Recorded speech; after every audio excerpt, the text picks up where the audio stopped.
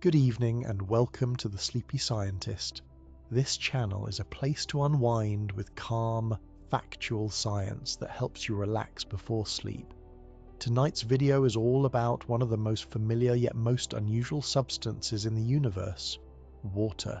A simple combination of hydrogen and oxygen that somehow makes oceans, clouds, rivers and every living thing possible. Before we start, I'd love to know where you're watching from and your local time.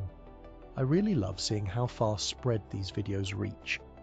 If you enjoy this kind of relaxing science, please give the video a like and consider subscribing. To everyone who's already subscribed, thank you. Your support really means a lot. And if you'd like to know when the next video goes live, you can click the notification bell so you don't miss it. I hope this video doesn't end up being too interesting and keep you awake. But if it does, at least you'll learn a few surprising things about water before you drift off. So, how did something as simple as two tiny atoms and one larger one come to shape every landscape, every life, and maybe even other worlds beyond our own? Water is everywhere. In the air, in your glass, in the blood that keeps you alive. It's so ordinary that most people never stop to think how strange it really is. For such a simple molecule, it breaks almost every rule in chemistry. It expands when it freezes, clings to itself, dissolves almost everything else, and stores enormous amounts of heat. Without those quirks, Earth would be an empty rock. In this video, we'll take a calm, detailed look at water's full story, from its creation in the hearts of stars to the moment it fell as rain on a young Earth. We'll see why its shape gives it such unusual powers, how it built the rivers and glaciers that shaped our world, and why every cell in your body depends on it. This won't be a lecture or a list of facts, just a slow journey through one of nature's most fascinating puzzles. So get comfortable, let your mind settle, and think about this. Long before there were oceans or clouds, before Earth itself existed, where did the very first drop of water come from? More than 13 billion years ago, the universe was young, hot, and mostly empty. Out of that vast, glowing beginning came the simplest element of all, hydrogen. These were the first atoms to form after the Big Bang, single protons with a light electron circling them, drifting through the cooling darkness. For a long time, hydrogen was almost all there was. No stars, no planets, no chemistry as we know it. Just a silent sea of invisible gas waiting for gravity to do something interesting. When the first stars finally ignited, they began to change everything. Inside their cores, hydrogen atoms were crushed and fused into helium, releasing light that filled the early cosmos. Over time, as these stars aged and died, their furnaces started building heavier elements. Oxygen, the other half of the recipe for water, was one of them. It didn't exist until stars made it, and when those stars exploded as supernovae, they scattered their oxygen into space like cosmic confetti. Each blast seeded the universe with the raw ingredients for future chemistry, including the first possible droplets of water. In the quiet clouds that followed, the real story began. Not with oceans or storms, but with individual molecules finding each other in the dark. Within these cold molecular clouds, the temperature could drop to only a few dozen degrees above absolute zero.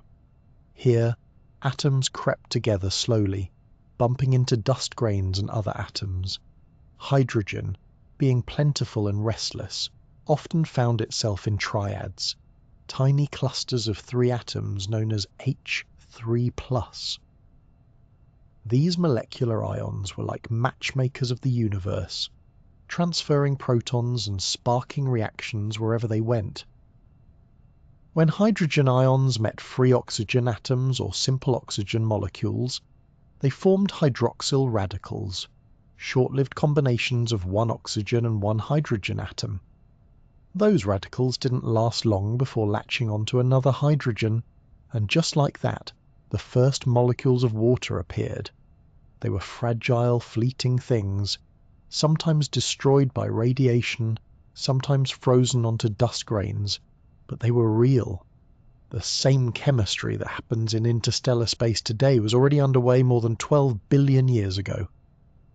Over millions of years, these dust grains coated with icy mantles clumped together under gravity, forming denser and denser regions that would eventually collapse into new stars.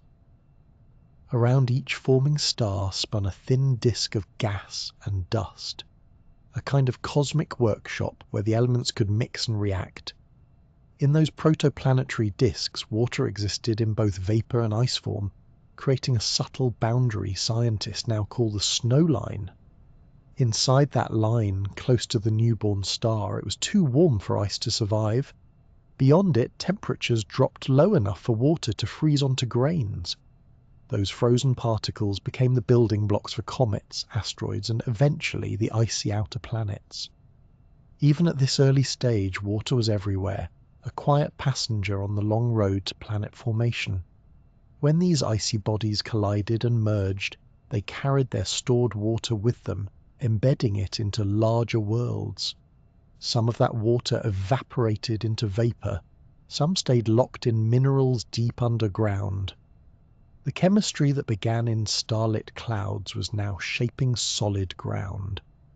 When the Earth formed about 4.5 billion years ago, it wasn't the blue world we know today. It was a violent molten sphere under constant bombardment from leftover debris. For a long time, the planet's surface was too hot for liquid water to exist. Any that tried to settle would have boiled away instantly. But as the crust thickened and volcanic activity began to release gases, the early atmosphere slowly filled with steam, carbon dioxide, and nitrogen. Water was trapped inside the rocks of the mantle, and had escaped through volcanic vents and cracks, adding to the growing blanket of vapor above. At the same time, countless comets and water-rich asteroids struck the surface. Each impact delivered more frozen cargo, possibly enough to fill the young oceans many times over. Scientists still debate the exact proportions, whether most of our water came from inside the planet or from space, but the evidence suggests a mixture of both. One clue lies in the ratio of deuterium, a heavy isotope of hydrogen, to normal hydrogen. This deuterium to hydrogen ratio acts like a chemical fingerprint. The ratio found in Earth's oceans closely matches that of certain types of asteroids, suggesting that much of our water may have arrived as rock-bound ice rather than cometary frost. Once the planet cooled enough, the change was almost instant. Clouds thickened, and for the first time rain began to fall. Imagine the sound of it. Drops hissing on hot rock, steam rising from a scorched surface, rivers forming where moments before there had been only fire. It might have rained for centuries without pause, water condensing from the sky and returning as vapor again and again, until the surface was finally cool enough to let the first pools remain. Those pools merged into basins, and the basins deepened into oceans. Steam that had once filled the air condensed into seas that now covered most of the planet. The Earth's face began to glisten for the first time, reflecting starlight and the pale glow of a newborn sun. In a sense, the planet found its shimmer, the thin, shining film of liquid that would one day cradle life. By the time that first sunlight scattered through the atmosphere, Earth's water had already travelled an extraordinary journey. From hydrogen created in the first seconds of the universe, to oxygen forged in the hearts of dying stars, to molecules assembled in dark clouds, and finally to the oceans that lap against our shores today. Every glass of water, every raindrop and snowflake carries atoms that were once part of ancient stars. So the next time you see rain streaking down a window, it's worth remembering that it began billions of years ago in a place without light or warmth. That what you're seeing is the universe itself, condensed into something you can hold. Somewhere deep in the past, a single droplet met the surface of a young Earth for the very first time. It struck hot rock, hissed into steam, and vanished. But in that brief moment the planet began to cool, and the story of everything that followed quietly began. If you could shrink yourself down to the size of an atom and look at a molecule of water up close, you might be surprised by its shape. It's not symmetrical, not neatly balanced, and certainly not what most people imagine when they think of something so ordinary. Each water molecule is made of one oxygen atom joined to two hydrogens, but instead of sitting in a straight line, the hydrogens bend away from each other, forming an angle of about 104.5 degrees. It's a small detail, but this bent geometry is the reason water behaves like nothing else in the universe. Oxygen is the heavyweight in this trio. It has 8 protons in its nucleus, which gives it a stronger pull on electrons than the lightweight hydrogen atoms beside it. When they form bonds, oxygen doesn't share equally. It hogs the electrons just a little, creating an uneven spread of charge. The oxygen end becomes slightly negative, and the hydrogens become slightly positive. Scientists write this as delta negative on the oxygen and delta positive on the hydrogens. That unevenness makes water a polar molecule, one with a positive side and a negative side, like a microscopic magnet. This polarity might sound like a technical curiosity, but it's the foundation for almost every one of water's strange tricks. Because each molecule has 2 tiny positive tips and 1 negative side, it can attract others in every direction. Opposite charges pull together, and in liquid water, these attractions form and break billions of times every second. It's this constant dance of weak electrical bonds that makes water so cohesive, meaning it tends to stick to itself. If the molecule were perfectly straight and symmetrical, those charges would cancel out, and the substance we know as water would lose most of its personality. Water's dipole moment, a measure of how unevenly the charge is distributed, means it also reacts dramatically to electric fields. In strong fields, water molecules twist and align like compass needles, their positive sides turning toward the negative pole and vice versa. This behavior helps explain why water is such a powerful solvent, and why it can interact so readily with ions and charged particles. Even in an ordinary glass of water, the molecules are constantly orienting, spinning and flipping in response to subtle fields created by dissolved salts and minerals. Polarity also explains something you can actually see. When you place a small droplet of water on a clean surface, it doesn't flatten completely. It forms a bead. That little dome shape is the visible signature of cohesion, the inward pull of water molecules clinging to each other more strongly than they cling to the air. The surface acts like a stretched elastic film, giving rise to what we call surface tension.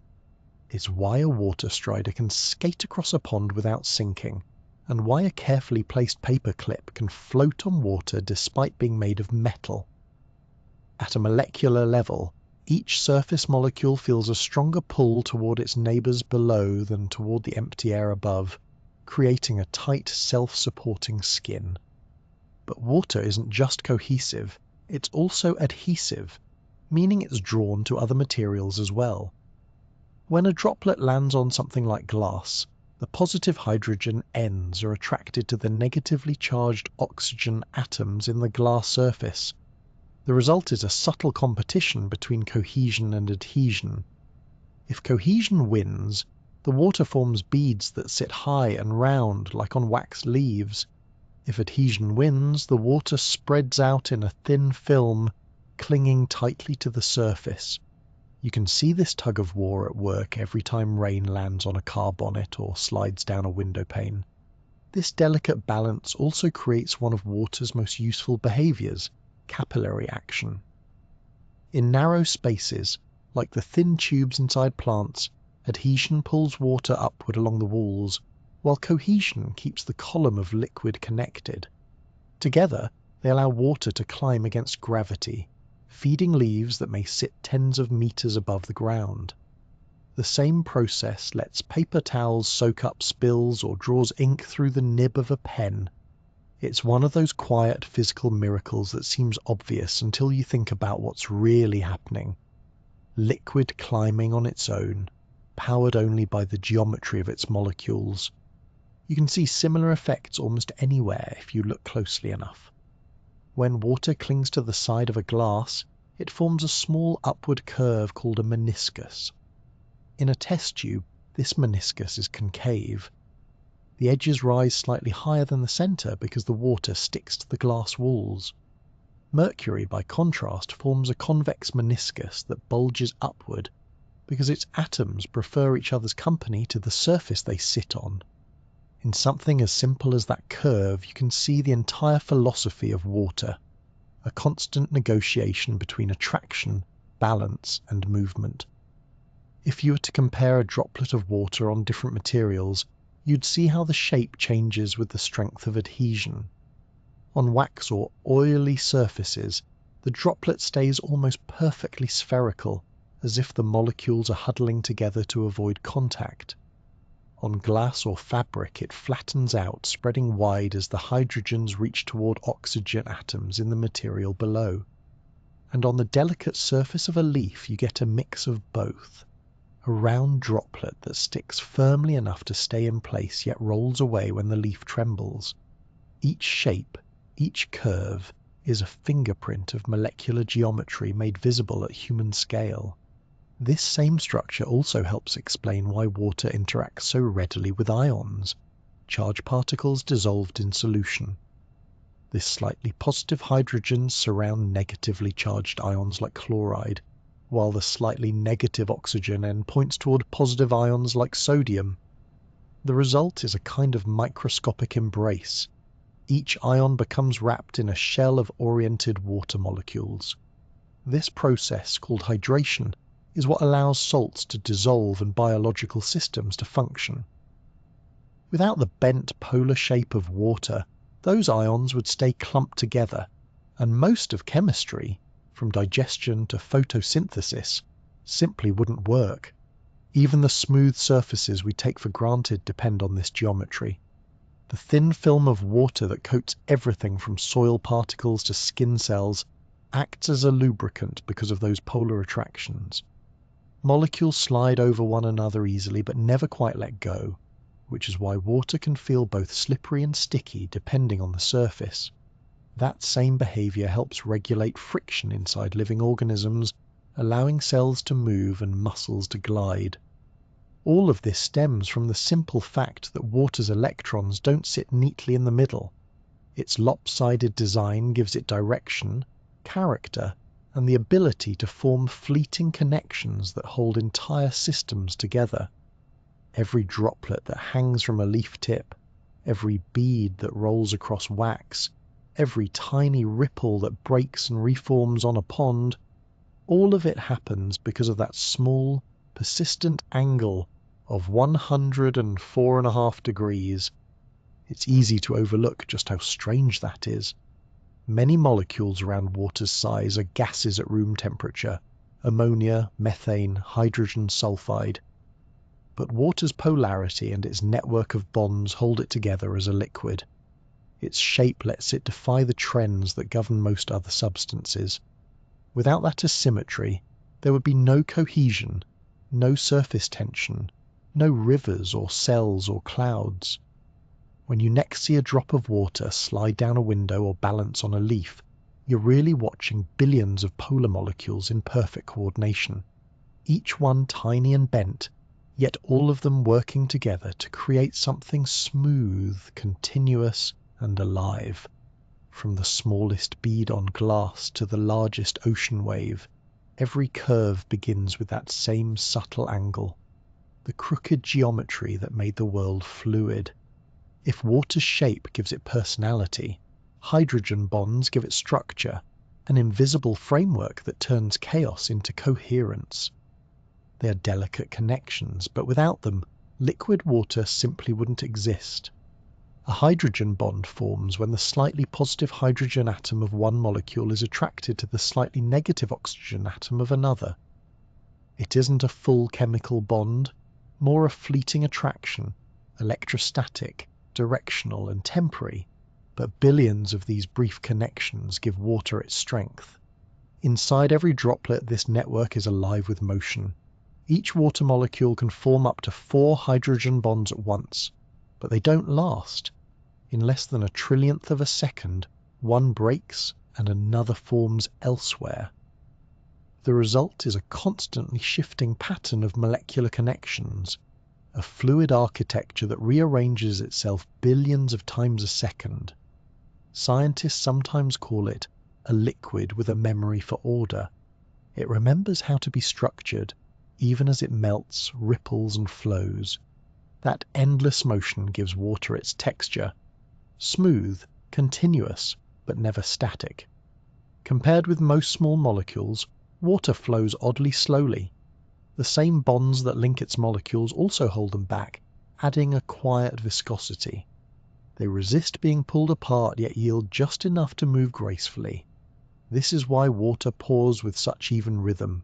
It stretches without snapping, flexes without scattering into chaos. Hydrogen bonds are the quiet reason a pond can carry a walking insect, or why a leaf holds a perfect droplet after rain.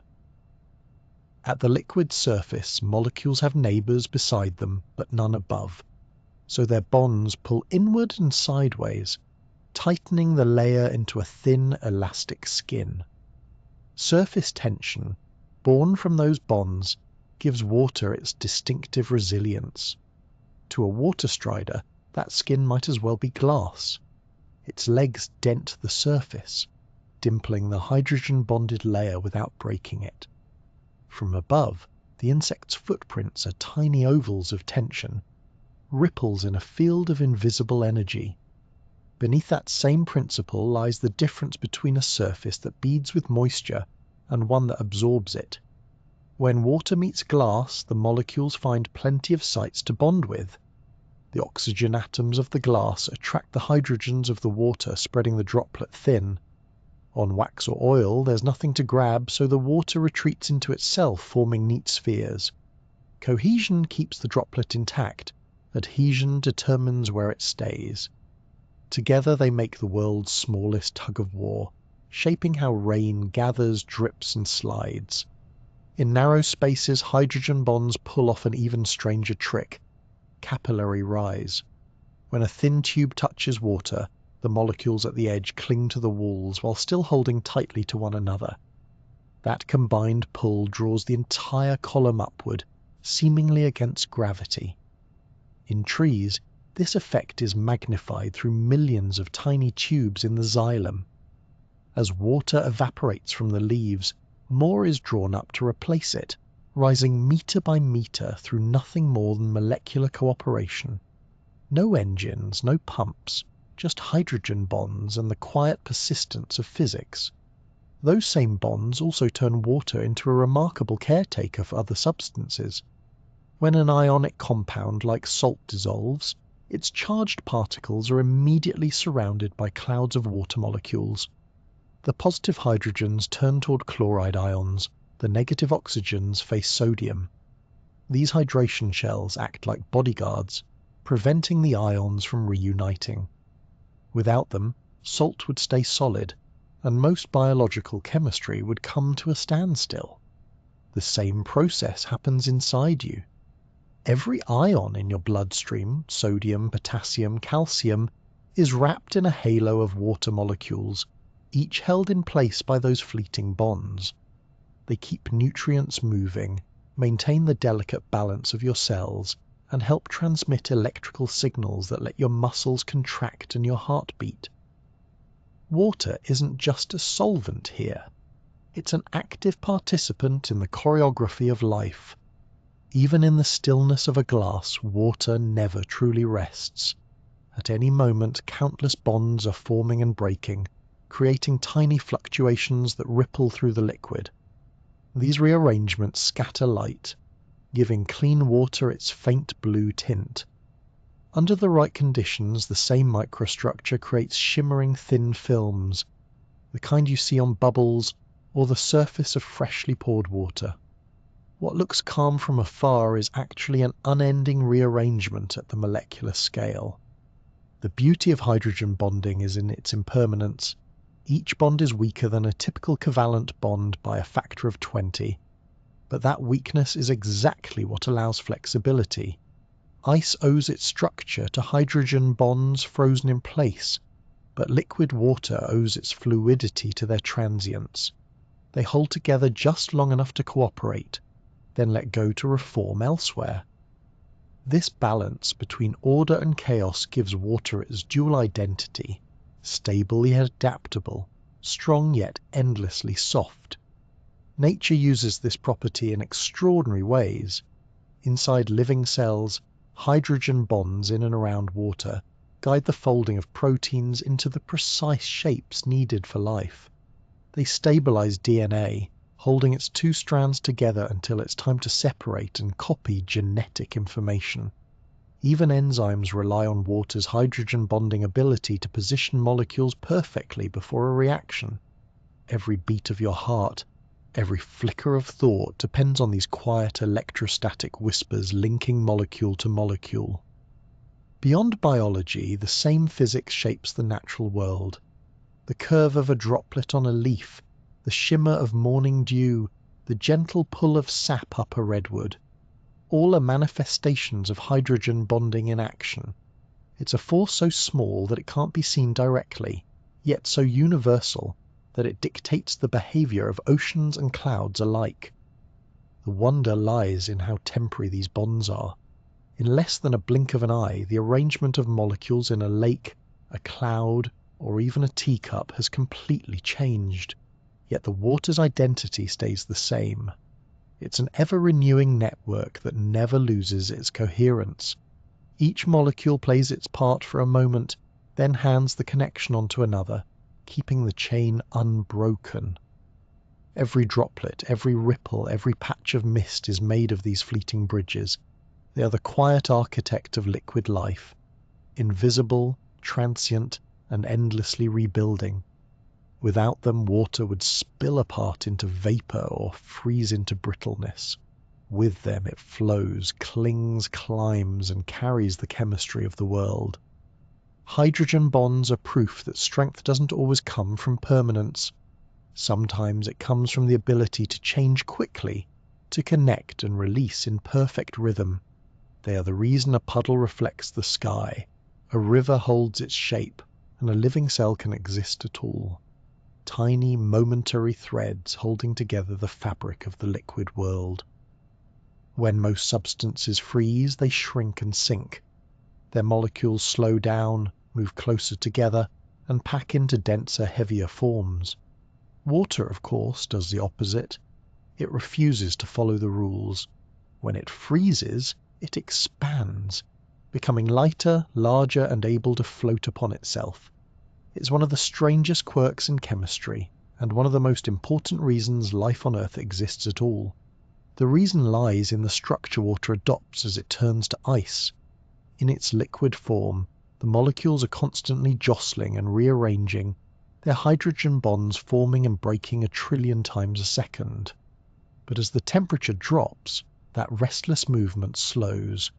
The molecules start to settle into a fixed pattern, aligning themselves through hydrogen bonds into a precise geometry, a hexagonal crystal lattice.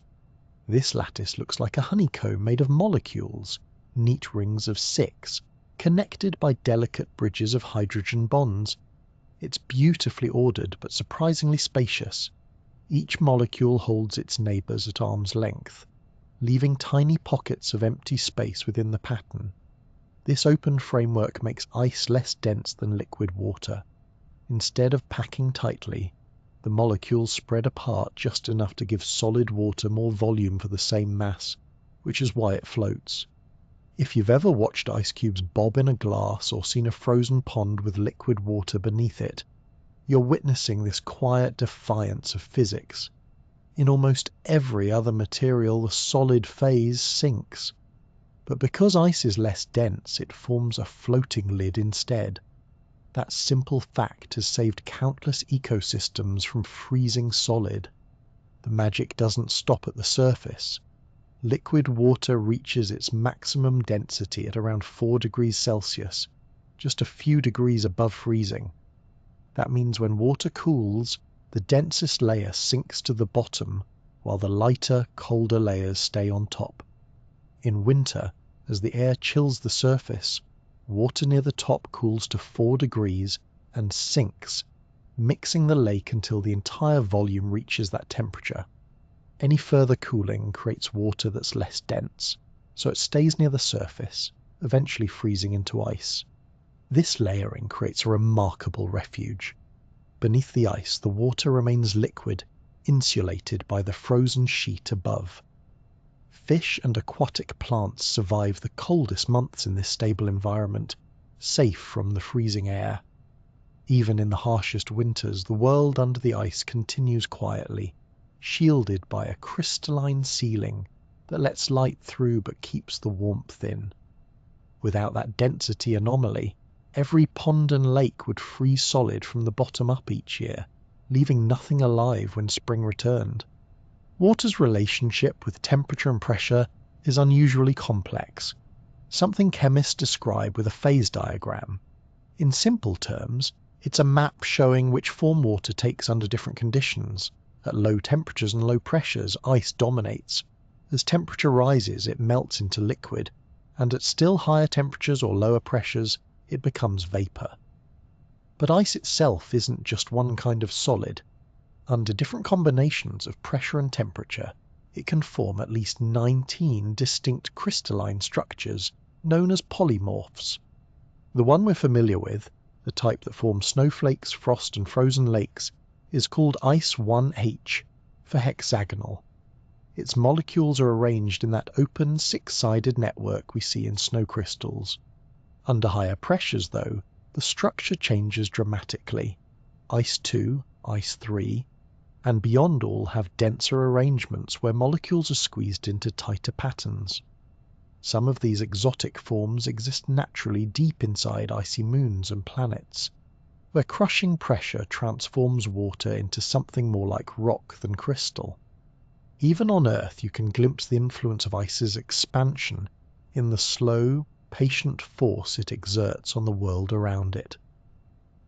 When water seeps into cracks in rock and freezes, the growing ice pushes outward. It might only expand by about 9%, but that's enough to wedge stones apart and carve landscapes over millennia. Mountains crumble grain by grain, boulders fracture, and cliffs erode, all because frozen water gently insists on taking up a little extra space.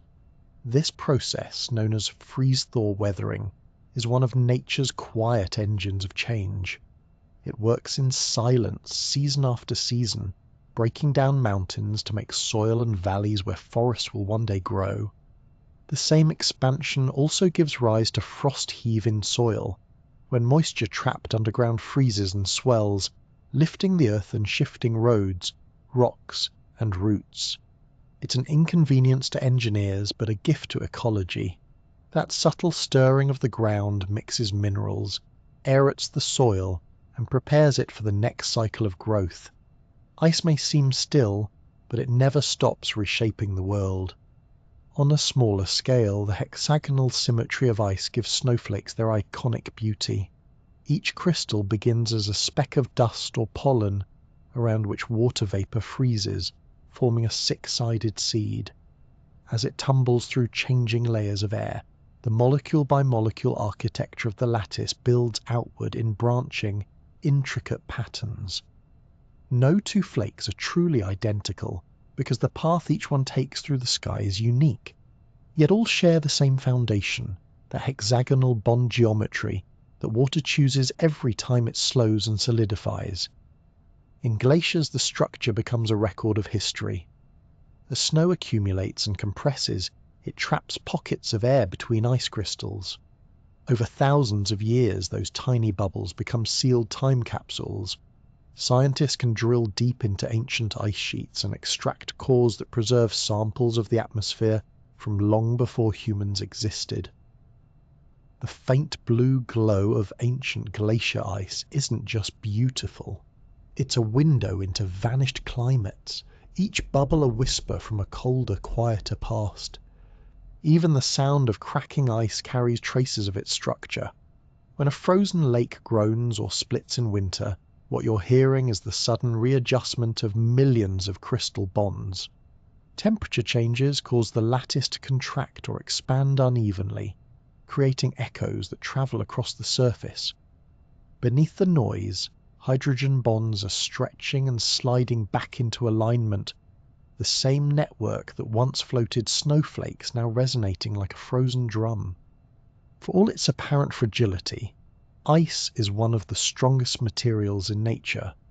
A block of pure, cold ice can bear immense weight before breaking, thanks to the strength of its hydrogen-bonded lattice. Yet it remains light enough to drift, forming an ever-shifting balance between rigidity and buoyancy.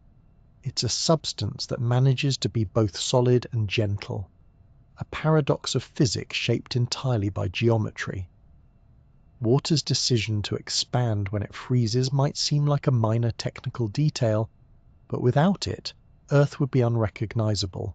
Rivers would freeze from the bottom up, oceans would become blocks of solid ice, and the seasonal rhythm of life would halt. The same delicate structure that traps air in glaciers also traps warmth beneath the winter surface, preserving the live-in pulse of the planet. Every frozen pond, every icicle, every drifting flow is built from that same repeating hexagonal pattern, a molecular architecture that stretches across continents. In the depths of ancient ice, the air bubbles glint faintly blue, suspended in perfect stillness. Each one holds a trace of breath from an age long gone, a record of warmth and cold preserved by the quiet generosity of water's most improbable trick, a solid that floats. Water doesn't just quench thirst or shape landscapes, it quietly governs the temperature of almost everything around us. It's the reason coastal towns feel mild while deserts swing from blistering heat to freezing nights. It's why your body can stay near the same temperature whether you're sitting in snow or sunlight. Among all known liquids, water is one of the best at storing and releasing heat, making it the planet's thermal guardian. To understand why, it helps to think about how hard it is to warm water up. Every substance has what's called a specific heat capacity, the amount of energy required to raise its temperature. For water, that number is unusually high. It takes more heat to warm a cup of water by 1 degree than it does for almost any other common material. The reason lies in the same invisible hydrogen bonds that hold its molecules together. Before the temperature can rise, much of the added energy goes into bending, stretching, and breaking those tiny bonds. Only when enough are disrupted do the molecules begin to move faster, and the water actually gets warmer. This is why a beach can feel scorching while the sea beside it remains comfortably cool. Sand heats quickly because it stores little energy. Water heats slowly because it absorbs so much. And at night, when the air cools, the process reverses. The land gives up its heat rapidly, but the ocean releases it gradually, keeping coastal air mild long after sunset. It's a quiet exchange that shapes weather, winds, and even the survival of entire ecosystems. The same property works closer to home. Imagine stirring a pot of soup on the stove. The longer it simmers, the more evenly its temperature spreads. That's because water distributes heat remarkably well. The molecules are in constant motion, bumping into each other and sharing energy evenly throughout the liquid. This efficient balancing act is what prevents most of your dinner from burning while a small corner boils over. In a way, water behaves like a natural thermostat. It resists sudden changes and spreads warmth wherever it flows. But there's more to water's relationship with heat than just how much it can hold. There are also the hidden thresholds called latent heats, the energy needed to change water's state without changing its temperature. When ice melts, for example, it absorbs a large amount of heat simply to loosen its rigid lattice. Yet during the entire process, the temperature remains at 0 degrees Celsius until every last crystal has turned liquid. That absorbed energy is stored invisibly in the water itself, ready to be released again when it freezes. An even greater amount of energy is required to turn liquid water into vapor. To evaporate, each molecule must break free from its neighbors completely. The hydrogen bonds that make water cohesive now become obstacles, demanding energy to escape. The result is that water can absorb tremendous amounts of heat as it evaporates. And this is precisely why sweating cools the human body. As sweat evaporates from the skin, it draws away heat energy, leaving the surface cooler. It's the same process that keeps plants from overheating when moisture evaporates from their leaves. The flip side happens during condensation. When water vapor in the air cools and returns to liquid form, on a window, a leaf, or your skin after a hot shower, it releases the energy it once borrowed. That gentle warmth you feel from mist or a steamy bathroom isn't your imagination. It's latent heat being given back. Nature uses this trade-off constantly. Clouds form when warm, moist air rises and cools, causing water vapor to condense and release heat. This energy powers storms, fuels rainfall, and drives much of the planet's weather. On a smaller scale, we use the same principle every day without thinking about it.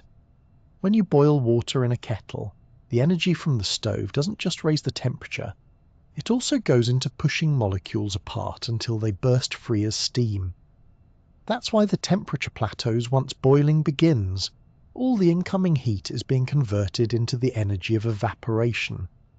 The cloud rising from the spout carries away vast amounts of stored warmth, invisible until it touches something cooler and turns back into droplets.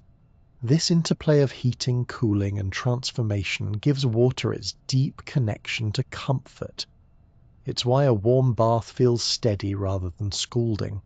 The water's high specific heat makes it resistant to sharp temperature shifts. It's why a cup of tea stays warm long after it's poured, slowly releasing the energy it's absorbed.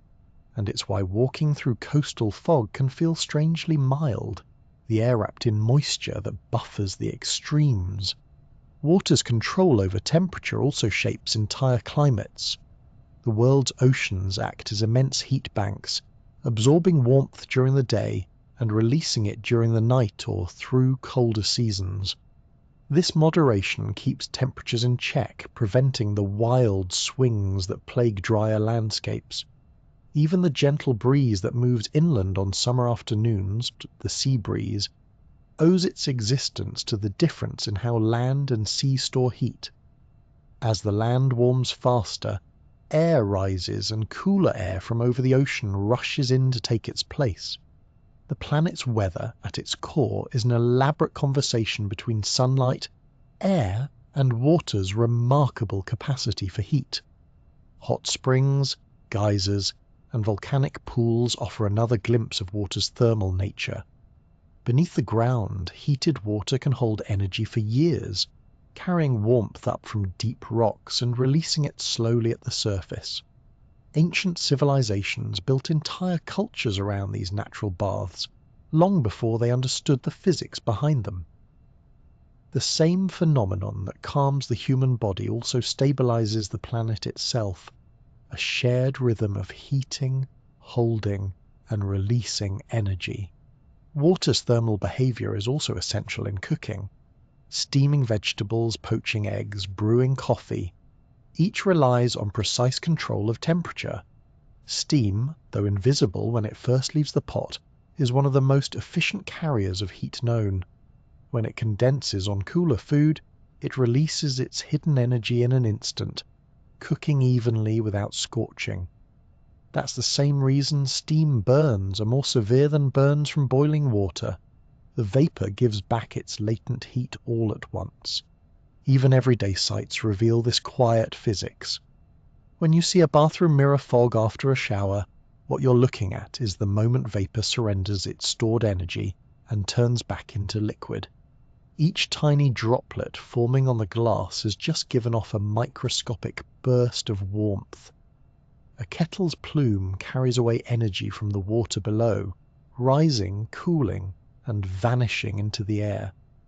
In a sense, every puff of steam and every bead of condensation is part of a slow exchange, a whisper of heat moving from one place to another. This ability to store and release warmth with patience and precision makes water one of the universe's most effective mediators of temperature. It smooths the peaks and valleys of heat, spreads energy evenly, and protects life from extremes. Without it, Earth would swing wildly between burning days and frozen nights. With it, the planet stays in balance, buffered by trillions of tons of calm, steady liquid.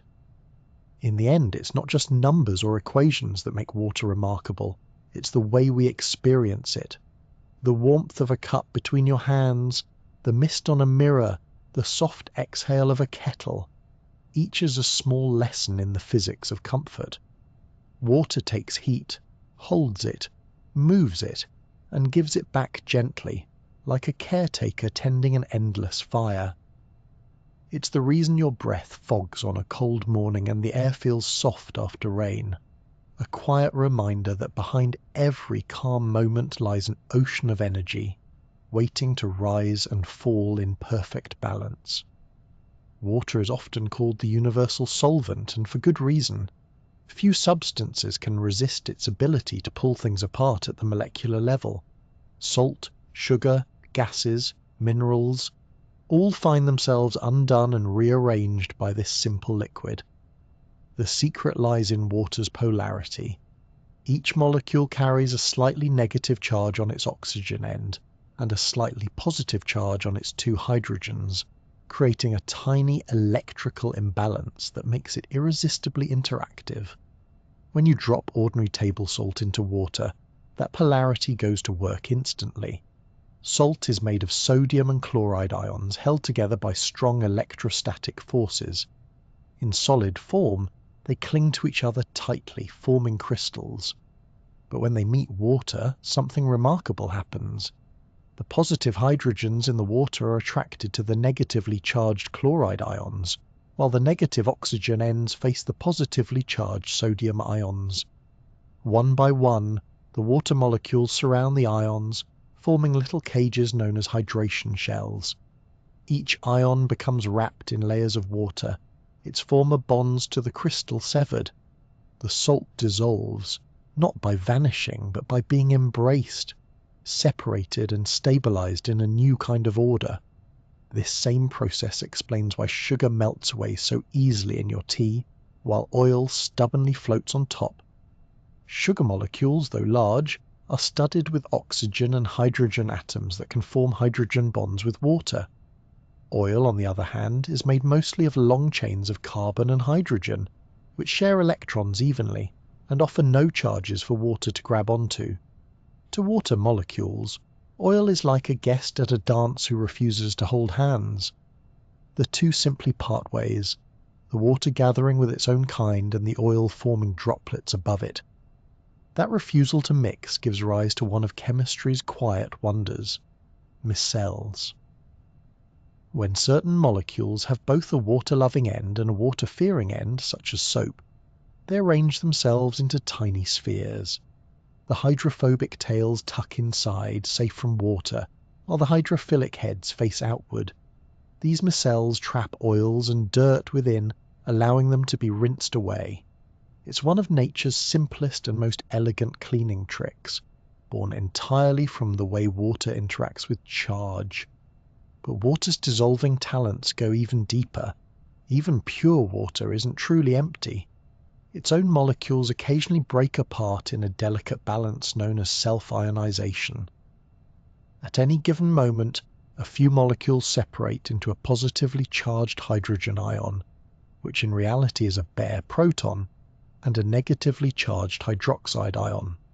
These ions exist in equal amounts, maintaining water's neutrality.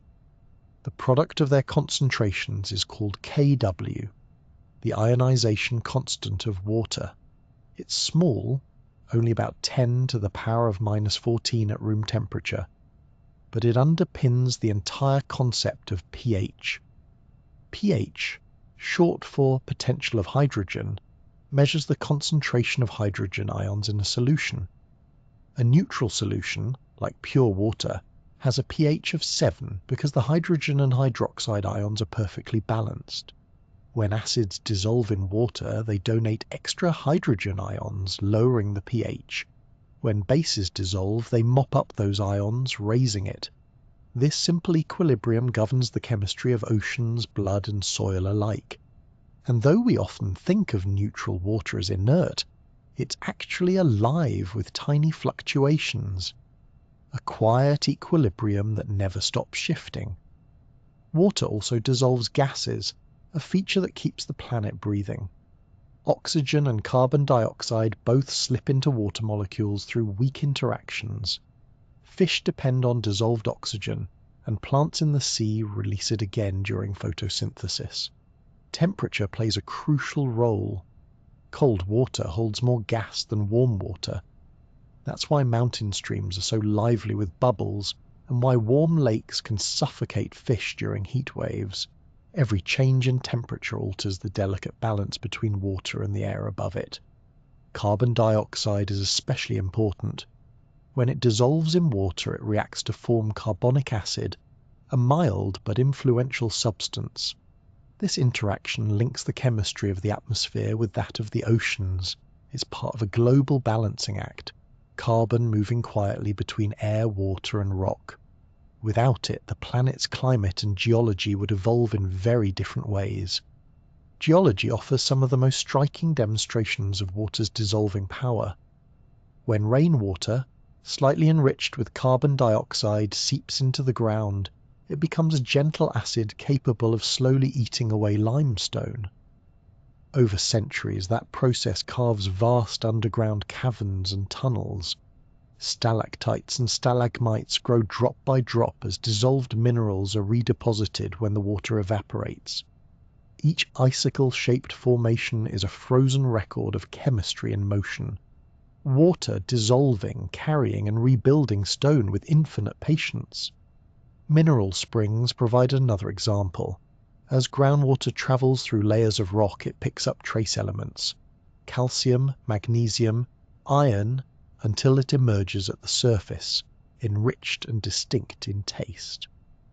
Some waters bubble naturally with dissolved carbon dioxide, forming effervescent springs prized since ancient times. Civilizations have long treated these mineral waters as curative, not just for their warmth, but for their complex chemistry. What people once described as life in the water is, in scientific terms, the quiet work of dissolution and equilibrium. Even something as simple as taste reflects the chemistry of water. The purest distilled water, stripped of all ions and minerals, can taste strangely flat, almost empty. It quenches thirst but lacks character.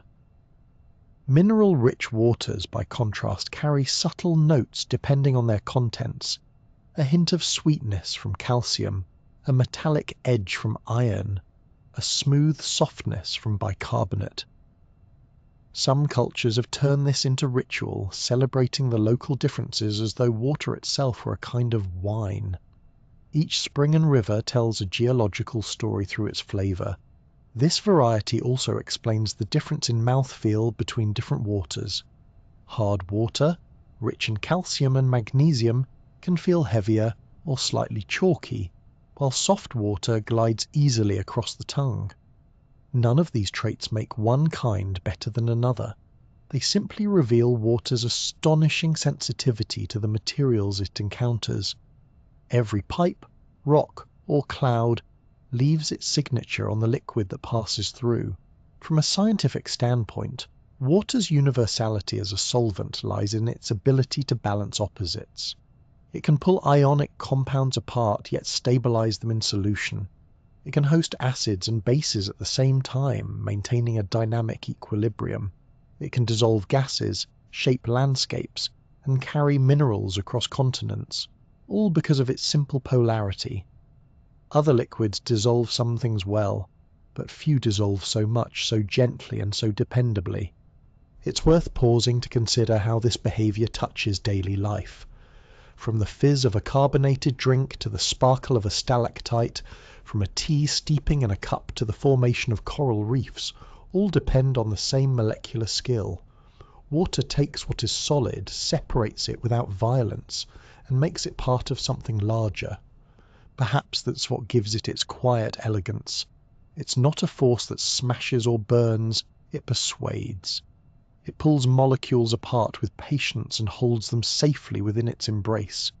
In every glass, every ocean wave, and every drop of rain, that same balance plays out. Polarity meeting charge, chemistry meeting calm.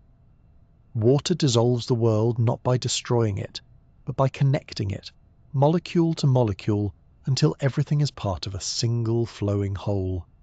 Every landscape on Earth has been touched, shaped, or rewritten by water in motion. A single drop of rain may seem harmless, but multiplied across the sweep of a storm it becomes a sculptor. It digs, smooths, and carries away. Over centuries, rivers and rain have carved mountains into valleys, ground rock into sand, and drawn intricate lines across continents. The Earth's surface, in many ways, is water's patient artwork. The story begins with rain. When clouds finally release their burden, each droplet falls with the energy of its descent, striking soil, rock, or leaf. Some soak in, some evaporate, and some begin to flow. At first, this movement is barely noticeable. A thin sheet of water spreading across the surface, following tiny irregularities in the ground. This sheet flow gathers strength as it moves downhill, and soon the water begins to organize itself. Small channels form, called rills. These merge into larger grooves known as gullies, which grow into the earliest forms of streams. As the water gathers, it carries with it small fragments of the land, grains of sand, bits of clay, specks of organic matter. Each raindrop that splashes against the ground loosens another particle, setting it free to travel. The steeper the slope, the faster the flow, and the more material it can carry. The process is simple but relentless. A hillside after a storm may look unchanged, but on the smaller scale it's been reshaped. Soil shifted, rocks smoothed, roots exposed. Over time, as streams merge and grow, they become rivers, the most expressive sculptors of all. Rivers don't carve in straight lines, they meander. Look at any aerial photograph of a floodplain, and you'll see the gentle curves, the loops and bends that mark a river's restless path. These meanders are not random. They're the natural outcome of flowing water meeting friction. Where the current moves fastest, on the outer edge of a bend, it erodes the bank, cutting deeper into the land. On the inner edge, where the current slows, sediments settle out and form sandy point bars. The bend grows wider, drifting gradually downstream like a snake through grass. Given enough time, a meander can become so exaggerated that the river eventually cuts across its own loop, leaving behind a crescent-shaped lake called an oxbow. These isolated pools are the fingerprints of old rivers, reminders of how the water once turned and twisted before finding a shorter path. Each curve and cutoff tells a story of energy, friction, and balance. Rivers are always negotiating between gravity pulling them forward and the landscape trying to slow them down. The sediments rivers carry are their tools as well as their byproducts. Coarse gravel scrapes at the riverbed, sand scours rock, and silt clouds the water like a painter's wash. But as the current slows, the river changes from sculptor to builder. Where it reaches flat ground, it begins to deposit the load it's carried, layer upon layer of fine material, spread by currents and tides. This is how deltas are born. A delta forms where a river meets a standing body of water, such as a lake or the sea. As the flow slows abruptly, suspended sediments drop out, building up wedge-shaped plains that stretch outward over time. The Nile, the Mississippi, and the Ganges have all built vast, fertile deltas this way, landscapes both fragile and rich. Their soils are constantly renewed by fresh deposits, making them ideal for life but vulnerable to change. Alluvial fans follow the same principle but in drier places, where rivers flow from steep valleys onto flat plains. Instead of forming a wedge in water, the sediments spread into a fan shape, glittering with pebbles and sand washed down from the mountains. In both forms the hand of water is visible, drawing, erasing, and redrawing the land in slow motion. While rivers sculpt mechanically, they also shape the planet chemically. As water moves across rock, it dissolves minerals, carrying away invisible cargo. Carbonate rocks like limestone are especially susceptible. Rainwater, slightly acidic from dissolved carbon dioxide, reacts with calcium carbonate, slowly eating away the stone. Over thousands of years, this process hollows out caverns and sinkholes, leaving behind underground labyrinths of stalactites and stalagmites. Each drop that falls from a cave ceiling contains a trace of the dissolved rock above, which it redeposits as it drips and evaporates. In this way, water can both destroy and create, dissolving mountains while building delicate mineral cathedrals below. The same chemistry continues in every stream. Silicate minerals break down into clays, releasing ions that plants later use as nutrients. Tiny traces of dissolved salts flow to the ocean, where they accumulate over millions of years, giving seawater its familiar brine. A glass of seawater today holds molecules that have been recycled through countless rivers, rains, and rocks, a mineral memory of the continents themselves. Even the color of a river tells a story of its chemistry. A milky turquoise stream in the Alps owes its hue to rock flour ground fine by glaciers. A reddish-brown current in the tropics carries iron-rich sediments from ancient soils. A green, slow-moving river may be alive with algae nourished by the minerals it transports. The palette of flowing water is as varied as the materials it wears away. For all its strength, water also knows restraint. In some seasons, rivers rest, shrinking to thin threads between exposed stones. In others, they wake violently, swelling with floodwater, spilling across their banks and leaving behind new layers of silt when they retreat. Each flood renews the floodplain, replenishing soil fertility, smoothing the river's curves and reminding everything nearby who truly shapes the land. Civilizations have flourished and fallen by these cycles, timing harvests and rituals to the rhythm of the river's rise and fall. There's a quiet balance in this process: erosion and deposition, loss and renewal. The Himalayas crumble grain by grain, feeding deltas thousands of kilometers away. A particle of dust on a mountain slope may one day settle in an estuary, or drift into the sea to become part of the next generation of rocks. Through it all, water remains the courier, endlessly moving matter from place to place, patient and impartial. On a smaller scale, rain continues the work of shaping and nourishing. Each storm rejuvenates the surface of the land. Raindrops compact soil here, loosen it there, wash nutrients into roots, and carve minute channels that will one day grow into streams. The scent of rain on dry earth, called petrichor, comes from oils and compounds released when drops strike the ground.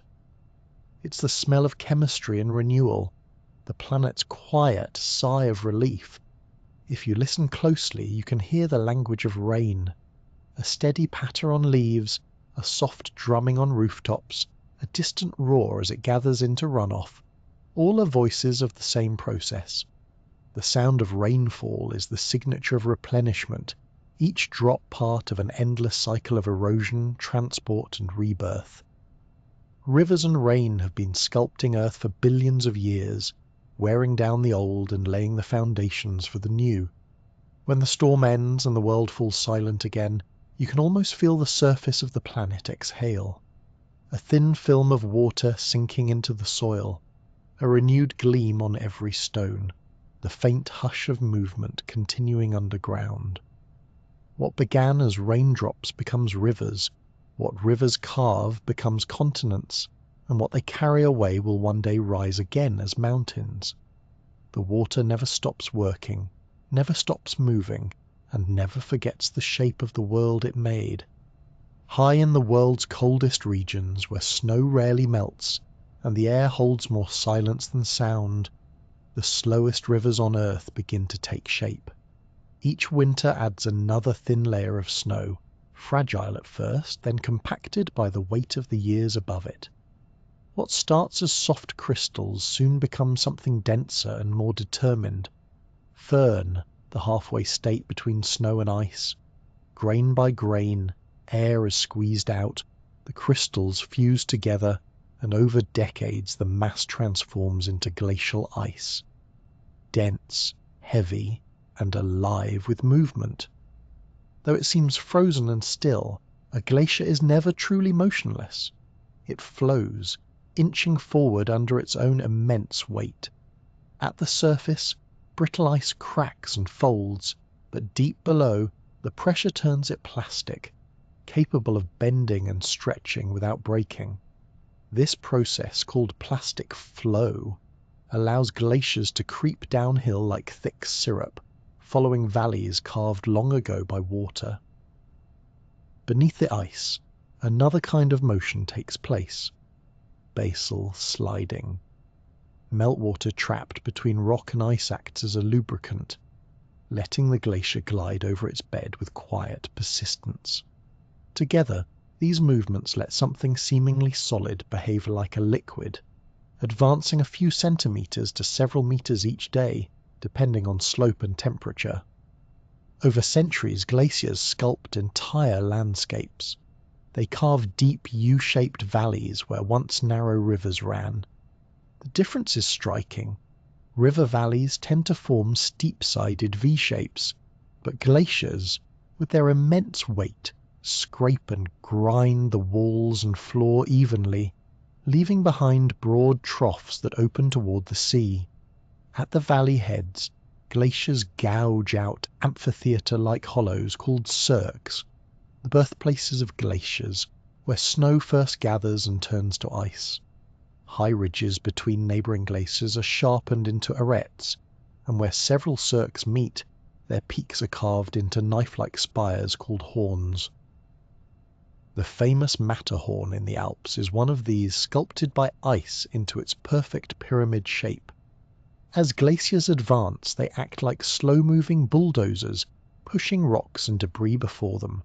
When they retreat, they leave behind mounds of this material known as moraines.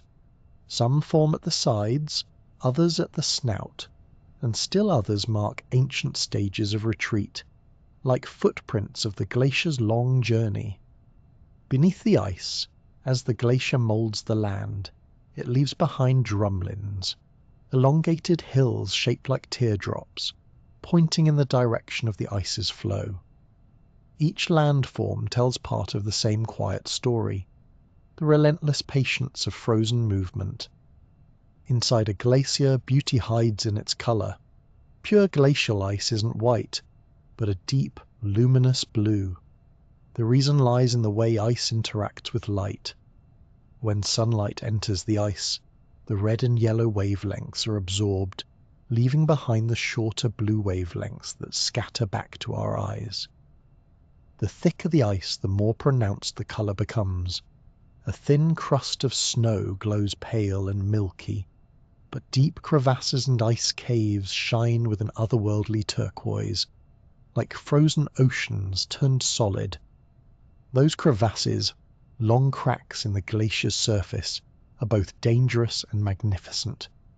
They form where the ice stretches as it moves over uneven ground, opening deep fissures that can reach tens of meters down. From above, they appear as jagged blue scars, tracing the stress lines of the glacier's slow advance. In places where the glacier flows over steep drops or obstacles, the surface fractures into towering blocks called seracs. These frozen pillars can rise taller than buildings, constantly shifting as gravity and meltwater tug at their foundations. Seen in the pale light of dawn, a field of seracs looks like a cathedral built from blue glass, every wall and spire carved by time rather than hand. Beneath the ice, another kind of artistry unfolds. As glaciers grind against bedrock, they act like giant sheets of sandpaper, pulverizing rock into an ultrafine powder known as rock flour. This powder is carried away by meltwater streams, coloring the water an opaque milky turquoise. The famous glacial lakes of the Alps and the Canadian Rockies owe their surreal hues to this mineral dust suspended in their depths. Each summer, as meltwater flows stronger, the lakes brighten. In winter, when the glaciers retreat, they fade to a calmer tone. Nature paints these colors anew each year, one melt season at a time. The erosion beneath glaciers shapes not just valleys, but entire mountain ranges. As the ice grinds forward, it scours away loose rock, smoothing hard surfaces and carving striations that reveal the direction of movement. When the glacier finally melts, it leaves behind a transformed landscape, polished stones that catch the light, boulder-strewn plains, and basins that fill with meltwater to become new lakes. In the quiet aftermath, plants creep back into the soil, and the long cycle of erosion and renewal continues. To human eyes, glaciers may seem eternal, but their lives are measured in slow, deliberate rhythms. They grow in times of heavy snowfall and shrink during warmer periods, advancing and retreating with the patience of ages. Some expand for thousands of years before withdrawing, others surge forward rapidly only to fall still again. Scientists studying ice cores drilled from ancient glaciers can read these movements in the layers, thin bands of compressed snow that preserve tiny bubbles of trapped air.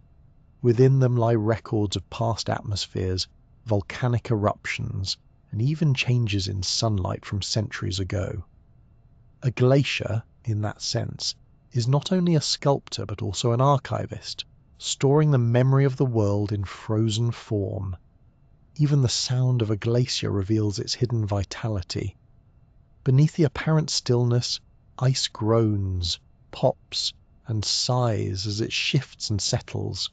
Cracks echo through the valley, followed by silence so complete it seems to hum.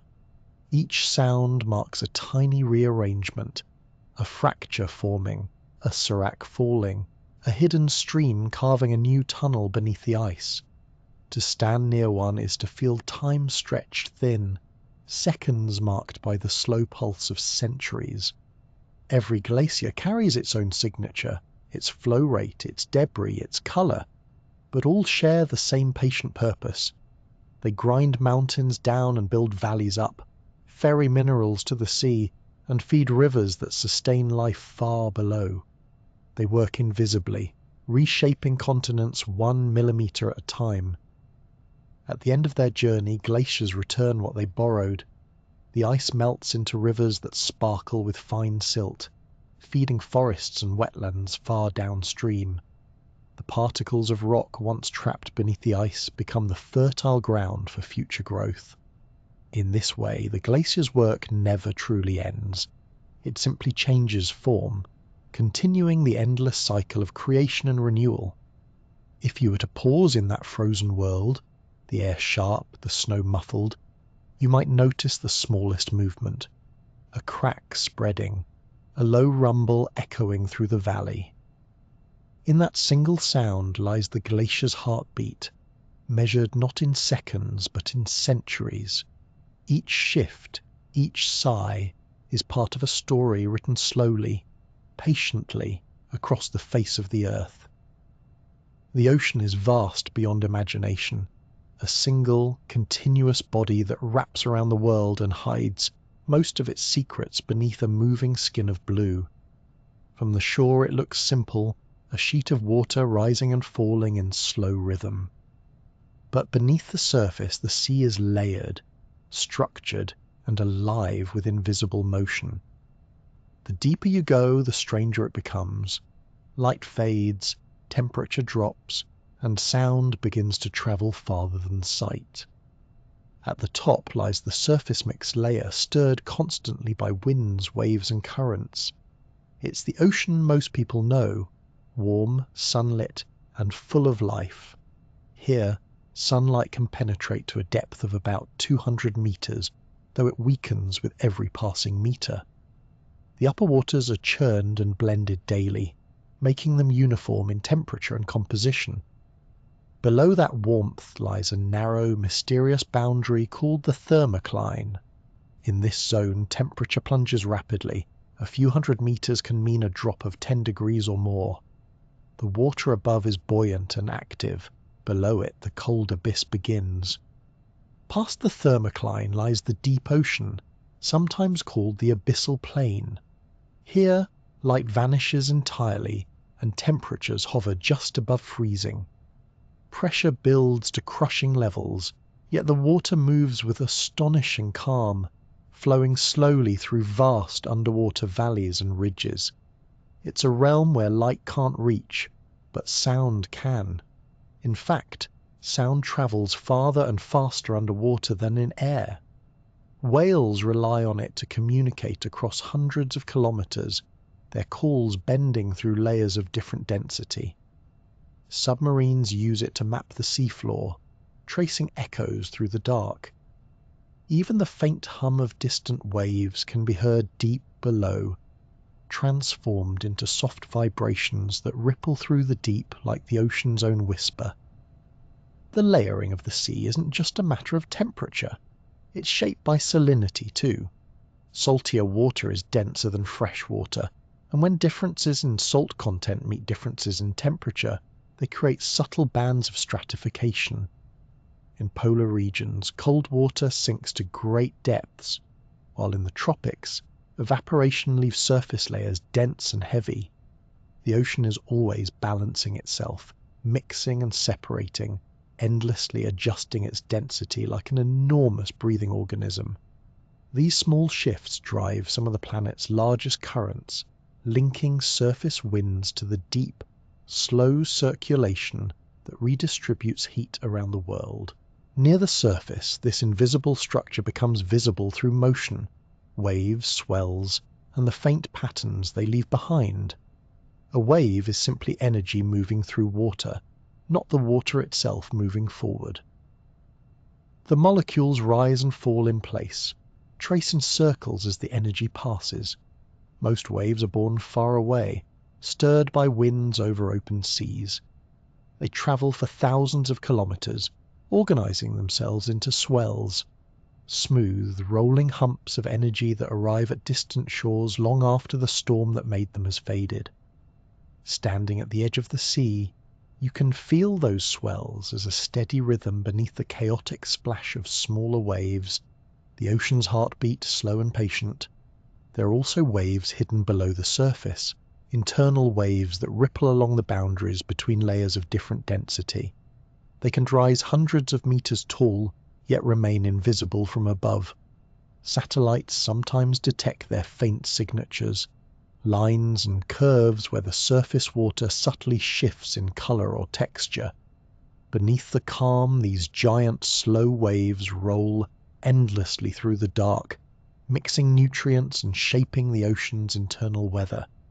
The constant motion doesn't stop with waves. Twice each day, the entire sea responds to a larger rhythm, the tides. These slow surges are caused by the gravitational pull of the moon, assisted by the sun. As the Earth turns, the oceans bulge slightly on the side facing the moon, and again on the opposite side, creating 2 high tides and 2 low tides every day. The timing varies with coastlines and geography, but the principle remains universal. Gravity pulling water into rhythm with the cosmos. Tides are the planet's metronome, setting a tempo that has guided life for billions of years. Shorebirds feed by it, mangroves grow according to it, and even ancient human settlements built calendars around its predictability. To watch a full tidal cycle is to see the earth breathe, the slow inhale of rising water, the long exhale of retreat. Every grain of sand, every pool of tide water participates in that motion. You can almost sense the connection between the moon's silent orbit and the shifting foam around your feet. The rhythm of tides is so steady that time itself seems to bend around it. At night, the sea reveals yet another layer of magic. In many parts of the world, the water glows when disturbed, the light of living organisms known as bioluminescence. Tiny plankton called dinoflagellates produce flashes of blue-green light when jostled by waves or movement. Each one is smaller than a pinhead, but when billions gather, their light can outline every ripple and swirl. A breaking wave becomes a band of stars. A boat's wake leaves a glowing trail like liquid fire. Even the footprints of someone walking along the shore can shine for a moment before fading back into darkness. Bioluminescence is chemistry turned into wonder. The light comes from a reaction between a molecule called luciferin and an enzyme called luciferase, releasing photons instead of heat. It's used by organisms for defense, communication, or simple camouflage. Some deep-sea creatures use it to lure prey, while others flash in patterns to attract mates. But to the human eye, it feels like pure enchantment, the sea whispering back with light instead of sound. Beneath this beauty lies a balance as precise as any clock. Every current, wave, and tide plays a role in distributing energy and nutrients. The surface layers feed on sunlight, supporting blooms of plankton that form the base of the food chain. As these organisms die, they sink, carrying carbon into the depths where it's stored for centuries. The ocean, in that sense, is both mirror and memory, reflecting sunlight while quietly regulating the planet's temperature and chemistry. The ocean's whisper is never quite silent. Even in the calmest moment, it speaks through motion, the faint hiss of receding foam, the low rumble of distant surf, the hum of water against rock. Stand by the shore on a still night, and you can hear it breathe. The air tastes faintly of salt, the horizon shimmers under the moon, and the water stretches beyond sight or comprehension. Beneath your feet, tides are shifting, currents turning, and creatures glowing unseen in the dark. All the layers of the sea, warm, cold, bright, and black, are connected by these quiet rhythms. The waves you see began as wind half a world away. The deep currents below you may not surface again for 1,000 years, and the same moon that pulls the tides above the shore stirs the water miles beneath. The ocean is a whisper that never ends, a voice shaped by gravity, chemistry, and light, speaking softly to every shore it touches. The sky may look empty, but it's filled with motion, an invisible cycle of water rising, cooling, and falling again. Every cloud, every wisp of mist, every droplet on a window begins with a simple act of escape.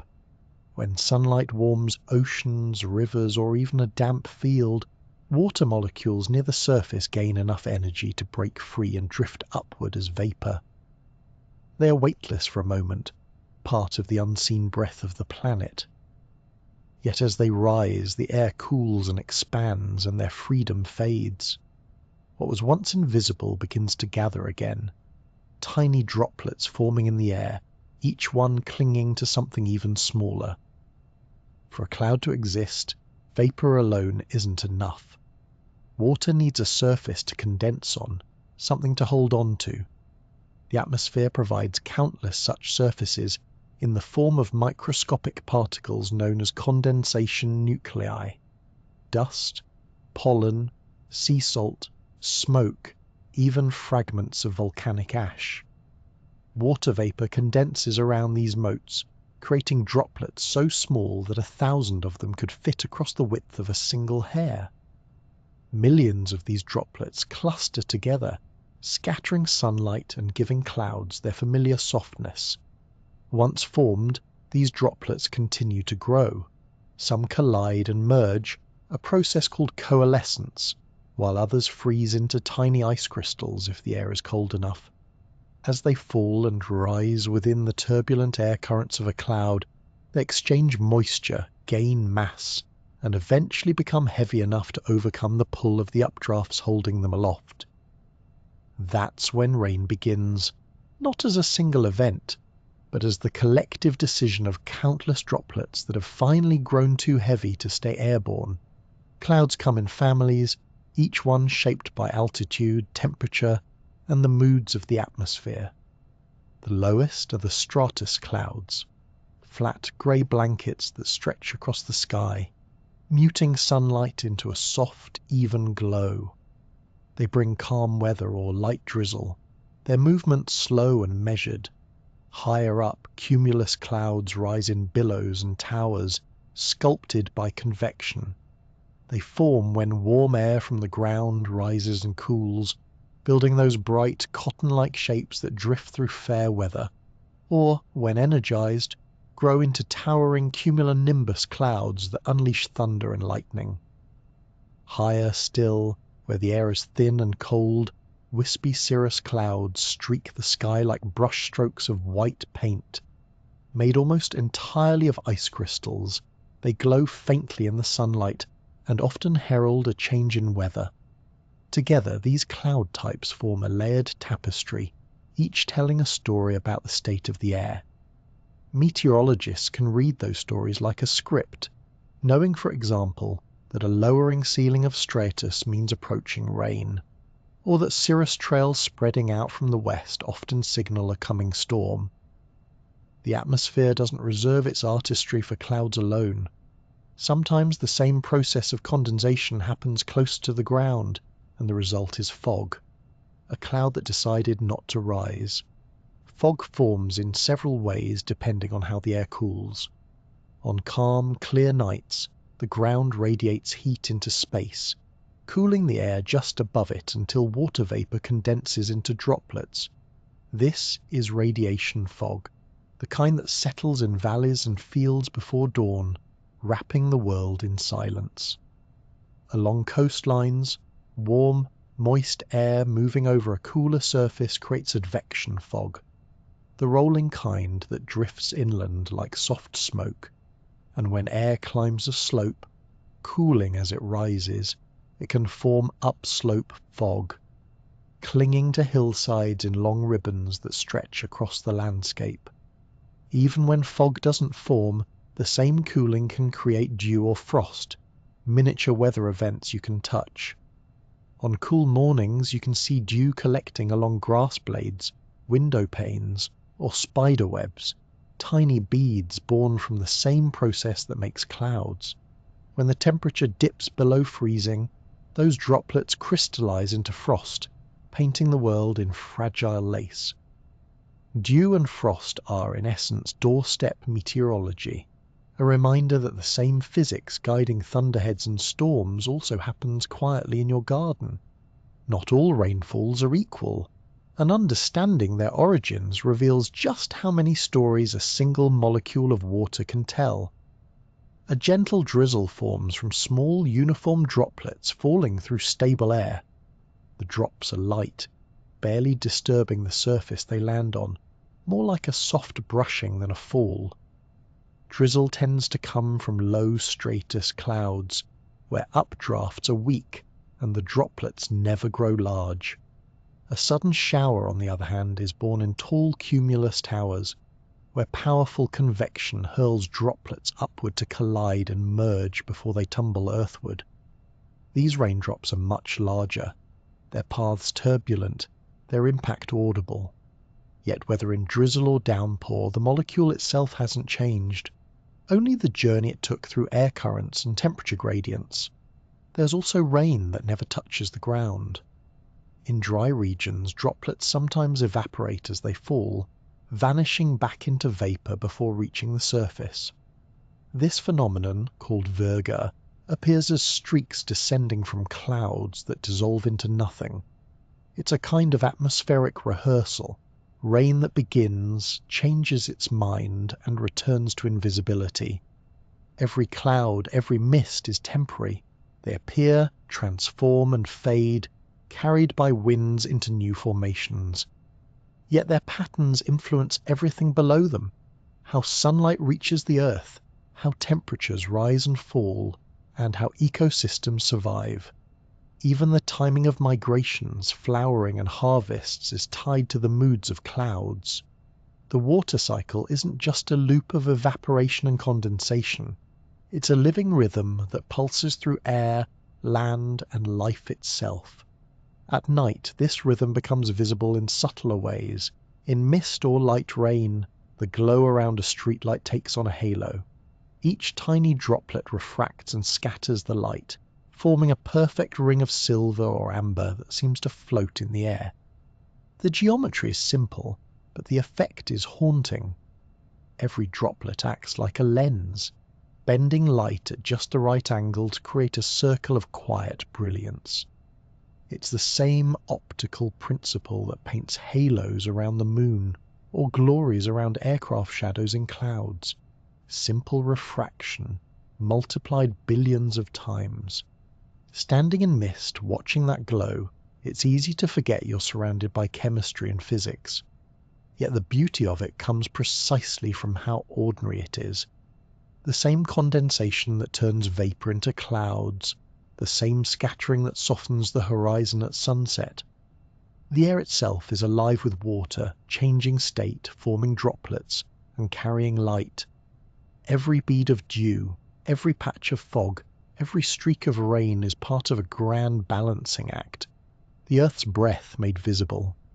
As the mist thickens and the sounds of the world fade, you can almost sense the pulse of the sky above you. Patient, cyclical, and eternal. The droplets hang, merge, and drift, obeying nothing more than temperature, pressure, and chance. A single molecule might rise from an ocean, rest in a cloud, fall as rain, freeze on a leaf, and rise again as vapor. It's the same molecule, endlessly reused, endlessly renewed. And in that gentle glow beneath a streetlight, the entire story of the sky's breath unfolds, quiet, constant, and astonishingly alive. The sky may look empty, but it's filled with motion, an invisible cycle of water rising, cooling, and falling again. Every cloud, every wisp of mist, every droplet on a window begins with a simple act of escape. When sunlight warms oceans, rivers, or even a damp field, water molecules near the surface gain enough energy to break free and drift upward as vapor. They are weightless for a moment, part of the unseen breath of the planet. Yet as they rise, the air cools and expands, and their freedom fades. What was once invisible begins to gather again, tiny droplets forming in the air, each one clinging to something even smaller. For a cloud to exist, vapor alone isn't enough. Water needs a surface to condense on, something to hold on to. The atmosphere provides countless such surfaces in the form of microscopic particles known as condensation nuclei.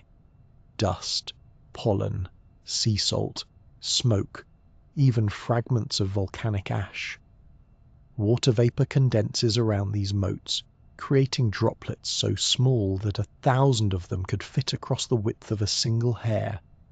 Millions of these droplets cluster together, scattering sunlight and giving clouds their familiar softness.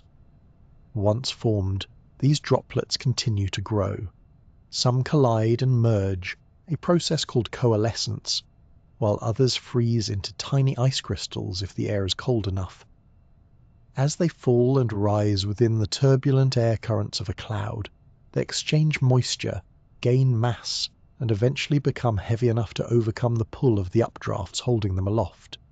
That's when rain begins, not as a single event, but as the collective decision of countless droplets that have finally grown too heavy to stay airborne. Clouds come in families, each one shaped by altitude, temperature, and the moods of the atmosphere. The lowest are the stratus clouds, flat grey blankets that stretch across the sky, muting sunlight into a soft, even glow. They bring calm weather or light drizzle, their movements slow and measured. Higher up, cumulus clouds rise in billows and towers, sculpted by convection. They form when warm air from the ground rises and cools, building those bright cotton-like shapes that drift through fair weather, or, when energized, grow into towering cumulonimbus clouds that unleash thunder and lightning. Higher still, where the air is thin and cold, wispy cirrus clouds streak the sky like brushstrokes of white paint. Made almost entirely of ice crystals, they glow faintly in the sunlight and often herald a change in weather. Together, these cloud types form a layered tapestry, each telling a story about the state of the air. Meteorologists can read those stories like a script, knowing, for example, that a lowering ceiling of stratus means approaching rain, or that cirrus trails spreading out from the west often signal a coming storm. The atmosphere doesn't reserve its artistry for clouds alone. Sometimes the same process of condensation happens closer to the ground, and the result is fog, a cloud that decided not to rise. Fog forms in several ways depending on how the air cools. On calm, clear nights, the ground radiates heat into space, cooling the air just above it until water vapor condenses into droplets. This is radiation fog, the kind that settles in valleys and fields before dawn, wrapping the world in silence. Along coastlines, warm, moist air moving over a cooler surface creates advection fog, the rolling kind that drifts inland like soft smoke. And when air climbs a slope, cooling as it rises, it can form upslope fog, clinging to hillsides in long ribbons that stretch across the landscape. Even when fog doesn't form, the same cooling can create dew or frost, miniature weather events you can touch. On cool mornings, you can see dew collecting along grass blades, window panes, or spider webs, tiny beads born from the same process that makes clouds. When the temperature dips below freezing, those droplets crystallize into frost, painting the world in fragile lace. Dew and frost are, in essence, doorstep meteorology, a reminder that the same physics guiding thunderheads and storms also happens quietly in your garden. Not all rainfalls are equal, and understanding their origins reveals just how many stories a single molecule of water can tell. A gentle drizzle forms from small uniform droplets falling through stable air. The drops are light, barely disturbing the surface they land on, more like a soft brushing than a fall. Drizzle tends to come from low stratus clouds, where updrafts are weak and the droplets never grow large. A sudden shower, on the other hand, is born in tall cumulus towers, where powerful convection hurls droplets upward to collide and merge before they tumble earthward. These raindrops are much larger, their paths turbulent, their impact audible. Yet whether in drizzle or downpour, the molecule itself hasn't changed, only the journey it took through air currents and temperature gradients. There is also rain that never touches the ground. In dry regions, droplets sometimes evaporate as they fall, vanishing back into vapor before reaching the surface. This phenomenon, called virga, appears as streaks descending from clouds that dissolve into nothing. It's a kind of atmospheric rehearsal. Rain that begins, changes its mind, and returns to invisibility. Every cloud, every mist is temporary. They appear, transform, and fade, carried by winds into new formations. Yet their patterns influence everything below them, how sunlight reaches the earth, how temperatures rise and fall, and how ecosystems survive. Even the timing of migrations, flowering, and harvests is tied to the moods of clouds. The water cycle isn't just a loop of evaporation and condensation. It's a living rhythm that pulses through air, land, and life itself. At night, this rhythm becomes visible in subtler ways. In mist or light rain, the glow around a streetlight takes on a halo. Each tiny droplet refracts and scatters the light, forming a perfect ring of silver or amber that seems to float in the air. The geometry is simple. but the effect is haunting. Every droplet acts like a lens, bending light at just the right angle to create a circle of quiet brilliance. It's the same optical principle that paints halos around the moon or glories around aircraft shadows and clouds. Simple refraction, multiplied billions of times. Standing in mist watching that glow, it's easy to forget you're surrounded by chemistry and physics. Yet the beauty of it comes precisely from how ordinary it is. The same condensation that turns vapor into clouds, the same scattering that softens the horizon at sunset. The air itself is alive with water, changing state, forming droplets and carrying light. Every bead of dew, every patch of fog, every streak of rain is part of a grand balancing act. The earth's breath made visible. As the mist thickens and the sounds of the world fade, you can almost sense the pulse of the sky above you, patient, cyclical, and eternal. The droplets hang, merge, and drift, obeying nothing more than temperature, pressure, and chance. A single molecule might rise from an ocean, rest in a cloud, fall as rain, freeze on a leaf, and rise again as vapor. It's the same molecule, endlessly reused, endlessly renewed. And in that gentle glow beneath a streetlight, the entire story of the sky's breath unfolds. Quiet, constant, and astonishingly alive. The sky's never really empty. It's full of drifting water in constant negotiation with sunlight and air. Every cloud begins the same way, with a molecule escaping. When the sun warms a wet surface, some of those molecules slip free and rise as invisible vapor. As the air thins and cools, that freedom falters, they need somewhere to land, and the atmosphere offers countless tiny anchors: dust, pollen, sea salt, smoke. These serve as condensation nuclei, specks on which vapor can settle and turn back into liquid. Each droplet is smaller than a grain of dust, yet billions together become a visible cloud. Inside the cloud, droplets jostle and merge. Collisions build them larger until gravity starts to matter. Some freeze into crystals, others stay liquid, and all drift through swirling currents that lift and drop them in a slow, looping dance. When enough droplets join forces, they fall as rain, the sky's quiet verdict that a cloud has grown too heavy to keep. Clouds come in families, each shaped by altitude and temperament. Stratus clouds spread like grey quilts, softening sunlight into a steady glow. Cumulus clouds billow in heaps, sculpted by rising warm air. When they climb tall enough, they grow into thunderheads that flash and roar. High above, cirrus clouds streak thin and feathery, pure ice crystals brushing the blue like faint handwriting. Every formation speaks of temperature, wind, and humidity, an atmospheric diary written in vapor. Sometimes those clouds refuse to rise at all and settle around us as fog, a cloud at ground level. On calm nights, cooling air breeds radiation fog that pools in valleys before dawn. Over coasts, warm moist air gliding across colder water births advection fog, rolling ashore like breath. Air climbing a hillside forms upslope fog, draping mountains in pale ribbons. When the air cools just enough to condense on leaves or glass, we wake to dew. When it cools past freezing, those droplets crystallize into frost. They're miniature clouds we can touch, proof that the sky's behavior continues at our feet. Rain itself tells multiple stories.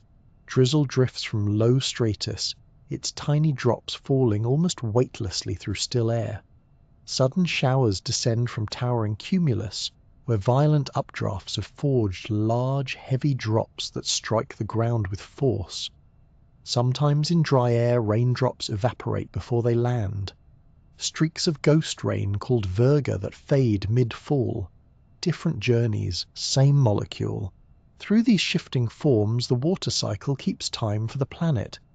Evaporation, condensation, and precipitation pulse like a heartbeat that never stops. Clouds moderate sunlight, ferry heat, and feed rivers. Fogs moisten forests and coasts. Rains refresh soils and seas. Each act in the cycle folds quietly into the next, a choreography as old as air itself. On misty nights the physic becomes art. A halo forms around a street lamp when countless droplets scatter its light in a perfect circle. The same geometry paints halos around the moon, and glories around airplane shadows. Each droplet bends and reflects light at just the right angle. Millions together create the illusion of a luminous ring, its simple optics made magical by scale. Stand beneath such a glow and you can feel the atmosphere breathing around you, vapor condensing, droplets drifting, light sifting through a sky that's never still. The same water rising now from a puddle may someday snow onto a mountain or bead on a window thousands of kilometers away. Every wisp of mist, every pearl of dew, every streak of rain is one line in the sky's long exhale. And beneath the halo's quiet shimmer, you witness that breath made visible, soft, endless, and beautifully alive. Inside every living cell, water is far more than a backdrop. It is the stage, the actor, and the invisible hand that keeps the whole performance running. Every heartbeat, thought, and movement begins in an ocean too small to see. A warm, liquid world where chemistry becomes life.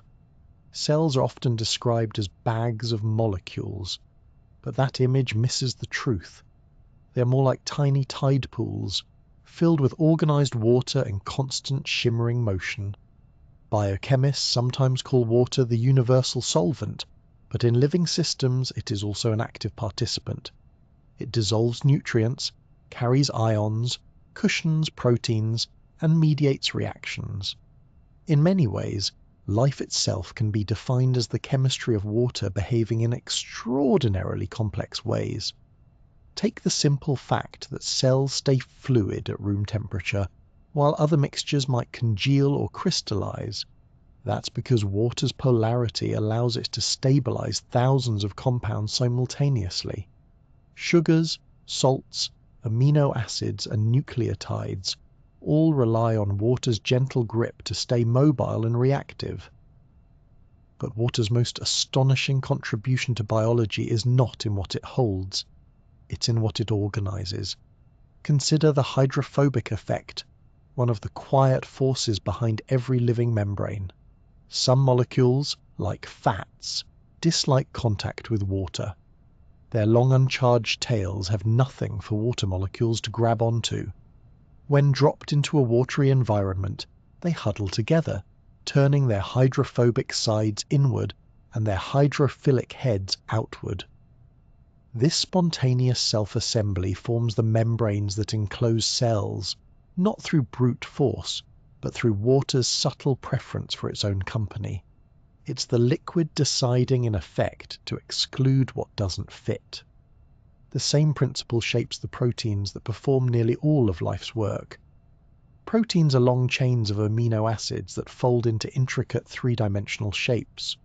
Water guides that folding by nudging hydrophobic parts inward and hydrophilic parts outward. Each protein's final structure is like a sculpture carved by water's preferences, a delicate balance of attraction and avoidance. If the surrounding water changes, say, through heat, acidity, or salt, the folding falters and the protein unravels. In that sense, every heartbeat depends on the quiet discipline of liquid structure. Even enzymes, the catalysts that speed up life's reactions, depend on water, not just as a solvent, but as a collaborator. Around every enzyme sits a thin shell of organized water molecules known as the hydration layer. These molecules are not random. They form a flexible, shifting scaffold that helps stabilize the enzyme's shape and guide its chemistry. When a reaction occurs, when one molecule must bind, change, and release, the hydration layer rearranges itself, cushioning every movement like a fluid cushion of precision. Water, in these moments, is both stage and dancer. One of the most fascinating ways water participates in life's chemistry is through the movement of protons, single hydrogen ions that hop from molecule to molecule in a process known as the Grotthus mechanism. In simple terms, a proton doesn't swim through water like a tiny particle. It leaps from one water molecule to the next, passing along a chain of bonds almost instantaneously. It's less like a ball rolling across a field and more like a spark jumping down a wire. This rapid proton transfer underlies how acids behave, how enzymes work, and even how energy moves through biological membranes. Energy in cells is often stored and released through reactions involving water. The best known of these is the hydrolysis of adenosine triphosphate, or ATP, the universal energy currency of life. ATP holds energy in its high-energy phosphate bonds, and when one of those bonds is broken by the addition of water, the molecule releases a small but precise burst of energy. It's not an explosion, but a click, a molecular trigger that powers muscle contractions, nerve impulses, and countless cellular reactions. Water doesn't merely witness this exchange, it performs the action itself. Each hydrolysis is like a drop of water turning a gear, powering life in silence. Inside the cell, water also provides the medium for diffusion, the quiet drifting of molecules from crowded spaces to emptier ones.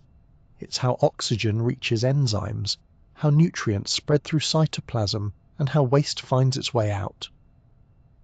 The cell's watery interior, known as cytosol, might look chaotic, but its motion is remarkably organized. Large molecules move slowly, small ions dart quickly, and the whole mixture vibrates with microscopic currents. Under an electron microscope, even the most tranquil cell is a world in flux. Water's presence also softens biology's edges. It dampens heat, moderates pH, and prevents sudden chemical shocks. Reactions that would tear molecules apart in dry conditions proceed gently in water, their energies absorbed and released with balance. Hydrogen bonds form and break countless times per second, holding molecules close but never rigidly. This flexibility allows cells to be both stable and responsive, ready to change but not to collapse. Some scientists describe living water as structured, though not in the rigid sense of ice. Around membranes and proteins, water molecules line up briefly, forming layers that behave differently from bulk liquid. These microscopic patterns help channel ions, guide reactions, and stabilize large complexes. They last only trillionths of a second, yet together they give life its coherence, an unbroken web of connection from molecule to molecule. Think of a single cell as a tide pool enclosed by a membrane, warmed by energy and stirred by internal currents. Within it, every process, from respiration to replication, happens in water. DNA twists and unwinds in water. Ribosomes knit proteins in water. Mitochondria spin gradients of protons across water-filled membranes. Life is not built in water as much as out of it. Even death, in a biochemical sense, is the moment when water's choreography stops, when ions no longer move, proteins cease folding, and hydrogen bonds fall still. Until that point, every flicker of existence depends on this simple liquid maintaining its improbable balance of order and freedom. It's easy to forget that the same substance in oceans and raindrops also fills the space inside you. Every heartbeat stirs more than 5 liters of water through your veins. Every thought depends on water molecules passing signals between neurons. You are, at every scale, a mobile ocean contained by skin. If you could shrink small enough to stand inside a living cell, it would feel like stepping into a warm, quiet tide pool. Softly lit, endlessly moving, and filled with the chemistry of life in slow suspension. Molecules would drift by like drifting plankton, enzymes would flex and twist, and the water itself would shimmer with energy transfers too small to see. Within that gentle tide, existence unfolds molecule by molecule, powered by the same substance that carves rivers, lifts clouds, and falls as rain. Water, the humble molecule, is life's oldest collaborator, the ocean from which every heartbeat still begins. Long before continents had names or skies turned blue, there were only shallow pools and restless tides. In those ancient waters, sunlight, minerals and chemistry mingled endlessly. Simple molecules colliding, joining, breaking apart, and trying again. Over countless cycles of evaporation and rain, these pools concentrated life's ingredients. Fatty acids assembled into tiny bubbles, amino acids linked into chains. Within these fragile boundaries, reactions began to sustain themselves, and the first protocells took shape. It was in water that lifeless chemistry first became capable of memory, capable of evolving. The earliest living systems were almost certainly aquatic, born in places where water moved gently enough to nurture, but wildly enough to stir. Some theories place this origin near volcanic vents on the seafloor, where minerals provided structure and energy. Others favor tide pools along rocky shores, where sunlight, salt, and cycles of drying and refilling offered both stability and challenge. Whichever cradle it was, the common thread was liquid water, the solvent that made movement, interaction, and complexity possible. Without it, life's fragile molecules would have remained scattered dust, unable to organize into something greater. Once the first living cells appeared, water continued to shape every step of their story. Oceans became the stage for the earliest ecosystems, floating gardens of bacteria and algae, harvesting sunlight, feeding on minerals, and releasing oxygen into the air. That transformation slowly filled the atmosphere with breathable gas, paving the way for new possibilities.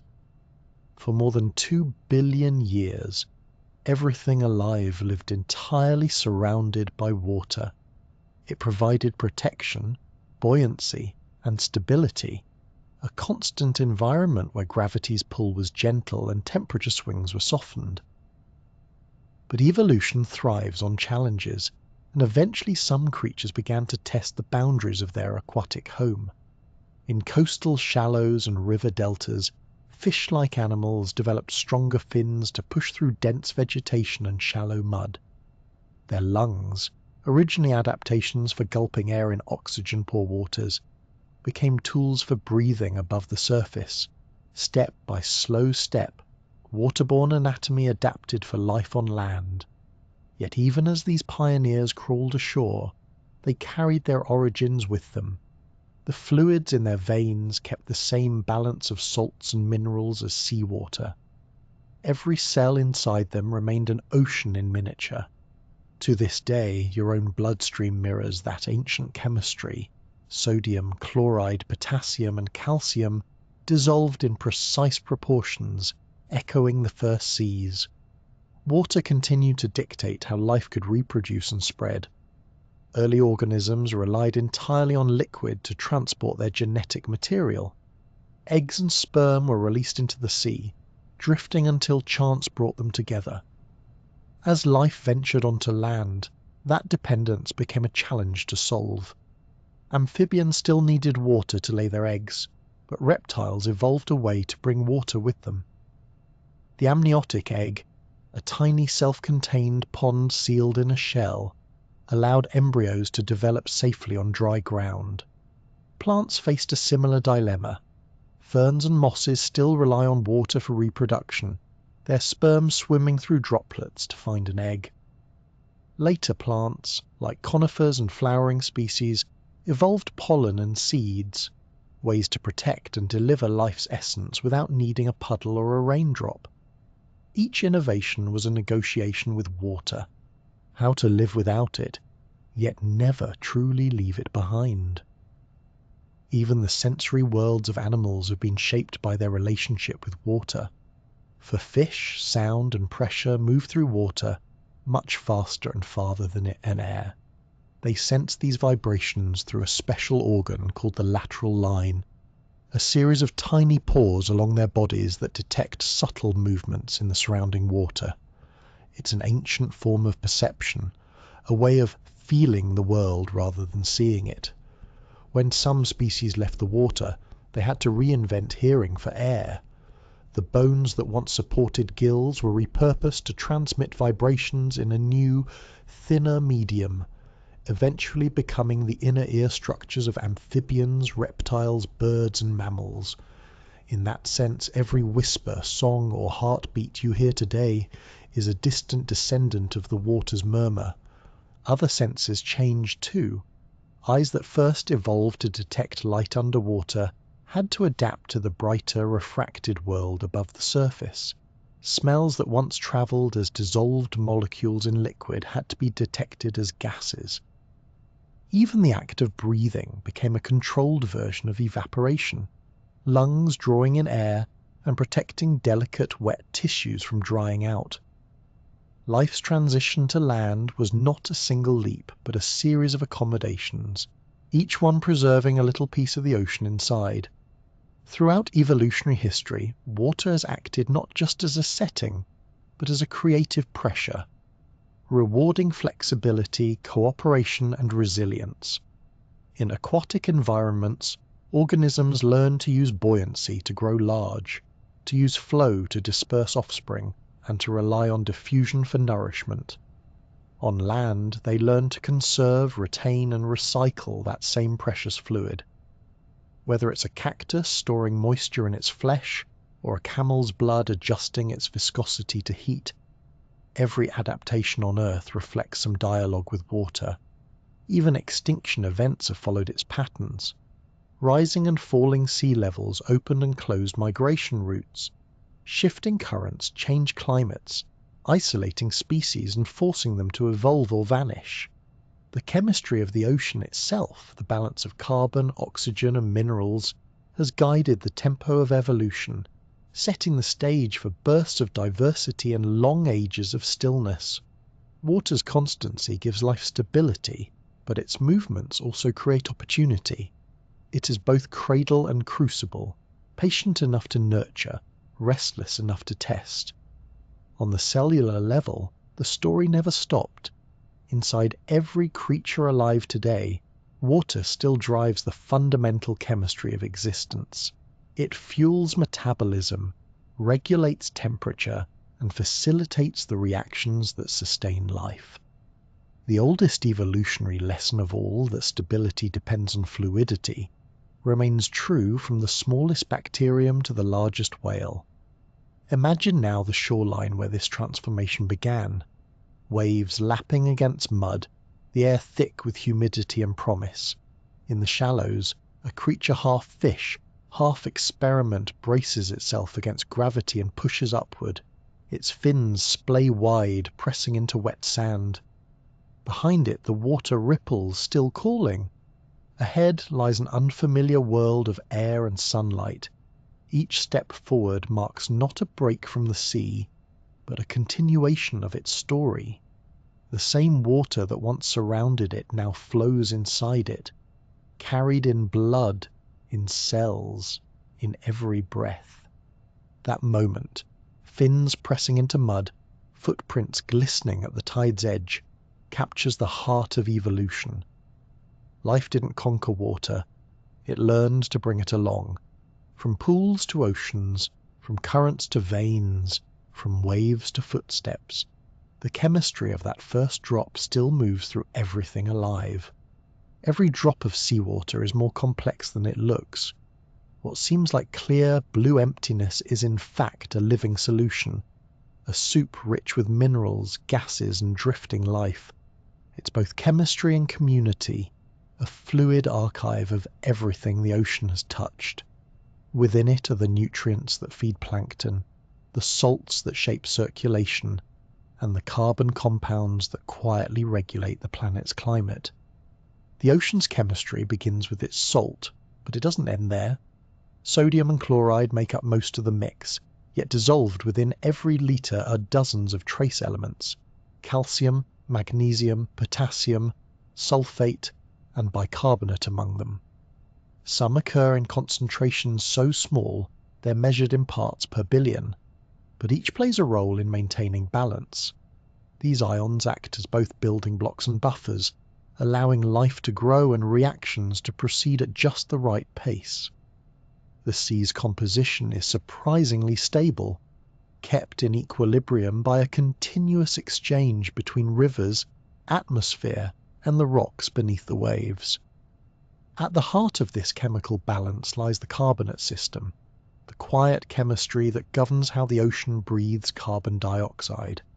When carbon dioxide from the air dissolves in seawater, it forms carbonic acid, which quickly splits into bicarbonate and carbonate ions.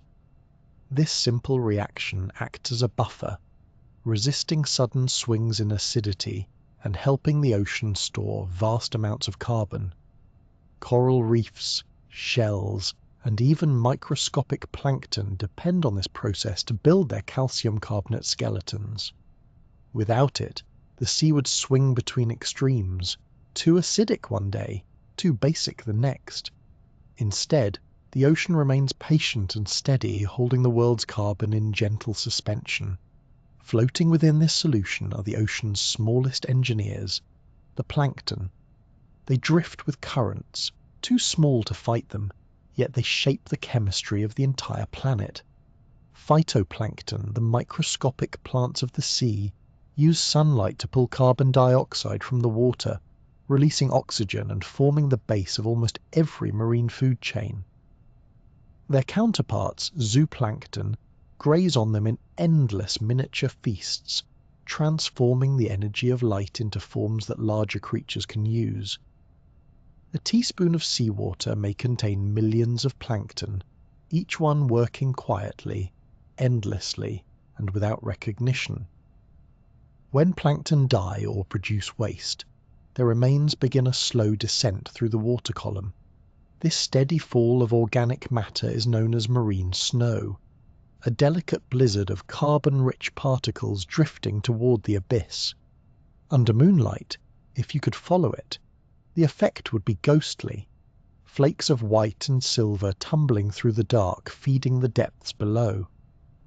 What begins as sunlight at the surface ends as nourishment in the deep ocean, connecting every layer of life in a continuous rain of carbon. Marine snow fuels one of Earth's most intricate food webs. Tiny crustaceans rise from the depths each night to feed on the drifting particles, only to sink again before dawn. Fish and jellyfish follow, and larger predators track their movements in turn. It's an invisible migration, happening every 24 hours, the largest mass movement of life on the planet. From the surface to the midwater twilight, every species participates in a chain of exchange, transforming sunlight into motion, waste into energy, and decay into renewal. Coral reefs and shell-building organisms add structure to this living soup. Corals are colonies of tiny polyps that secrete calcium carbonate skeletons, gradually forming vast underwater cities. Over centuries, their slow construction gives rise to reefs that host thousands of species: fish, crustaceans, sponges, and mollusks, all living within the calcium architecture shaped by chemistry and time. Shellfish, too, borrow ions from seawater to build their protective homes. When they die, their shells settle and dissolve, returning those minerals to the sea. Every reef and beach is part of the same quiet cycle of borrowing and giving back. Deeper down, where sunlight fades to blue and then to black, the ocean changes mood. This is the twilight zone, a region of muted light between about 200 and 1,000 meters deep. Here, photosynthesis stops, but life persists. Creatures glow with bioluminescence, flickering signals in a dim expanse. The water is cool and still, layered in gradients of temperature and density. Marine snow drifts through like falling dust, and the animals here, lanternfish, siphonophores, comb jellies, wait patiently for whatever nourishment descends from above. The deeper one goes, the quieter the ocean becomes. Sound replaces sight, and survival slows to a rhythm measured in heartbeats per hour. Far below the twilight zone lies the true abyss, a world of near-total darkness. Here, the rain of marine snow becomes a fine mist, settling gently over the seafloor. The sediments build over eons, dust from the surface, shells from plankton, fragments of volcanic ash, even traces of meteorites. The ocean floor is an archive written in layers, each centimetre recording years of chemistry and climate. In this silent environment, microbes still thrive, breaking down the final remnants of organic matter. They work so slowly that a single layer of sediment may represent centuries of quiet activity. Even here, the sea does not rest. It recycles, remembers, and continues its invisible labour. Water connects it all, from the shimmer of the surface to the cold calm of the abyss. Every molecule of carbon fixed by plankton eventually returns as carbon dioxide. Every shell that falls becomes part of the ocean's memory, storing information about past climates and future trends. The sea's chemistry, endlessly dynamic yet remarkably balanced, ensures that the planet's systems remain in sync. Imagine drifting downward through this layered world. At the top, sunlight flashes from ripples, turning each wave into a sheet of liquid glass. Schools of fish flicker beneath you, and tiny plankton spin in invisible whirlpools. Descend a little deeper and the light softens to green, then blue, until colours fade and outlines blur. You pass through the thermocline, where warm surface water gives way to cool depths. The pressure grows and the sounds change. Distant clicks, faint groans of unseen creatures, the hum of the ocean itself.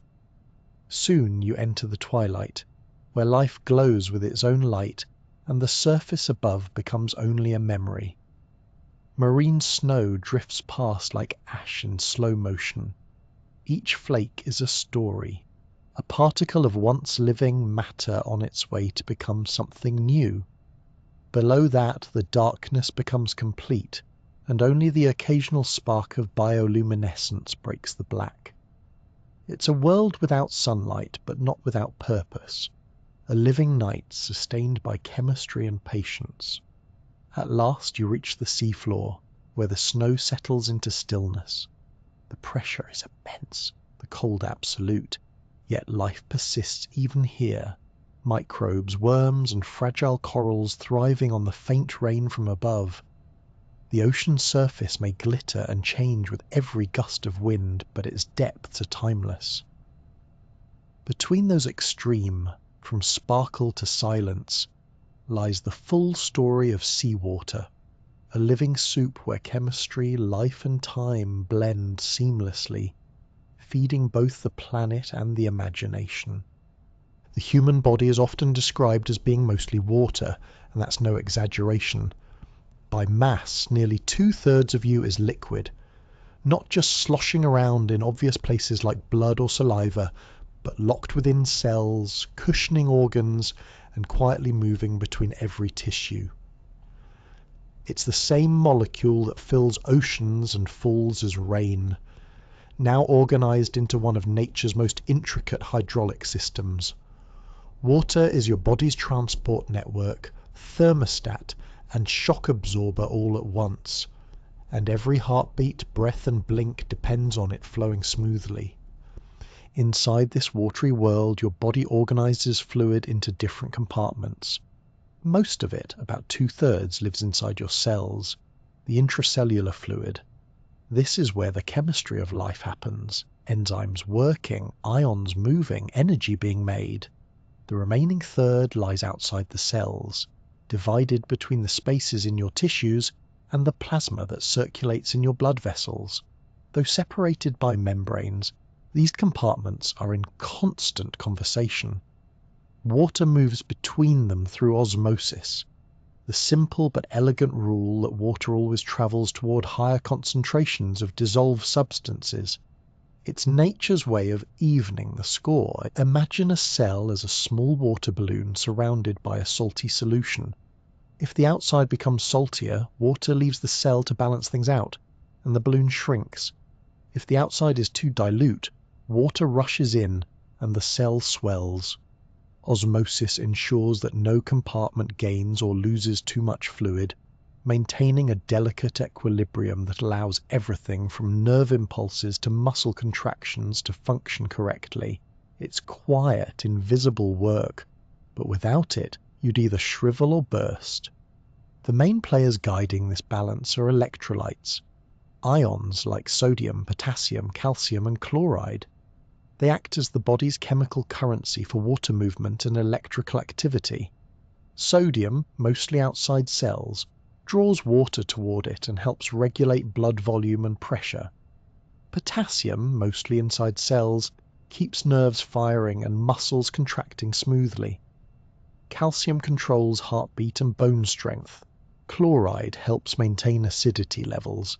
Together they turn plain water into a carefully tuned physiological solution. Lose too much salt through sweat or illness, and water distribution falters, replenish it, and the system hums back into rhythm. Thirst, meanwhile, is your body's gentle alarm, not a siren but a polite nudge. Specialized sensors in the brain's hypothalamus monitor the concentration of solutes in your blood. When that concentration rises, meaning you've lost water or consumed too much salt, these sensors trigger the sensation of thirst. It's your cue to sip, not gulp. By the time you feel parched, your body has already borrowed fluid from various compartments to keep vital organs stable. A single glass of water can begin to restore balance within minutes, easing that subtle tension as your cells rehydrate. Water also plays a starring role in regulating temperature, a task so routine that it's easy to forget how miraculous it is. The human body operates best around 37 degrees Celsius, and water's high specific heat capacity makes that stability possible. When internal temperature rises from exercise, heat, or stress, water carries excess heat to the surface through the bloodstream. The skin's blood vessels widen, and sweat glands excrete water mixed with salts. As sweat evaporates, it carries heat away, cooling the skin and, in turn, the blood beneath it. It's an elegant feedback loop. Your body sheds liquid to protect itself, then reminds you, via thirst, to replace what's lost. Recovery after exertion depends on the same principle. After exercise, your blood is thicker, your electrolytes diluted, and your internal balance slightly off. A few gulps of water, ideally with a pinch of salt or trace minerals, begin to restore that equilibrium. The water you drink becomes plasma within an hour, circulating through your veins, entering cells, and quietly resetting the chemistry of comfort. It's the body's most natural repair process. No magic powders required. Beyond survival, water finds its way into the rituals of comfort and care. A bowl of soup, for example, is chemistry you can eat. Liquid carrying electrolytes, heat, and nourishment in perfect proportion. Tea does something similar, turning water into a gentle solvent for flavors and aromas that calm the mind. Baths and showers, too, aren't just about cleanliness. They're about returning the body to its natural element. Warm water relaxes muscles and widens blood vessels, improving circulation.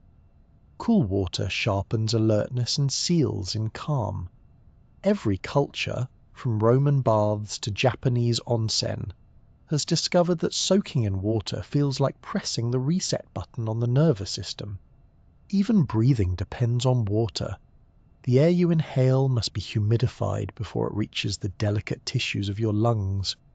Without that moisture, each breath would feel dry and harsh. Inside your respiratory system, A thin film of water captures dust and microbes, keeping airways clear. The simple act of exhaling releases tiny droplets of this internal moisture, a visible reminder on cold days that we're constantly exchanging water with the world. Of all the organs that depend on this balance, none are more spoiled than the brain. Roughly 3/4 of it is water, and it's kept at an almost absurdly stable temperature. Neurons send electrical impulses only when their surroundings are just right, not too concentrated, not too dilute. Even a small drop in hydration can cloud thinking and slow reaction times. It's as if the brain insists on premium conditions for performance. Nature's ultimate waterbed, designed for thought instead of sleep. When hydrated properly, it hums quietly, regulating mood, focus, and creativity with liquid precision. The heart, too, owes its rhythm to water. Blood, that crimson river, is mostly plasma, a solution of salts, proteins, and water that delivers oxygen and nutrients. With every beat, it carries heat outward and brings cooled blood back in. The kidneys act as the great regulators, filtering more than 180 litres of fluid a day, reclaiming nearly all of it, and excreting only what's necessary to maintain purity. Their work is meticulous. Too much retention, and pressure builds. Too much loss, and the system dries. It's balance on a cellular scale, practiced millions of times a day without a single conscious thought. Water doesn't just move through you, it is you in motion. It carries your chemistry, supports your organs, and softens every mechanical movement from blinking to breathing. It's the medium through which emotions show themselves. The tear, the flushed cheek, the cool sweat of relief. When you drink, you're not just quenching a need. You're participating in an ancient ritual that every living thing shares. Think of it this way. Inside you, there are tides. Fluid rises and falls, heat shifts, ions drift like currents between shores. The same physics that moves oceans keeps your cells alive. From the first sip of water in the morning to the last exhale at night, the rhythm continues, quiet, steady, and vital. Your body, in its essence, is a walking ocean, self-contained, self-regulating, and always seeking equilibrium. And if you ever forget that, just remember, your brain, nature's premium waterbed, is floating you gently through every moment of it. People often say that water has no taste, that it's neutral, blank, a backdrop for other flavours. But anyone who's travelled knows that's not quite true.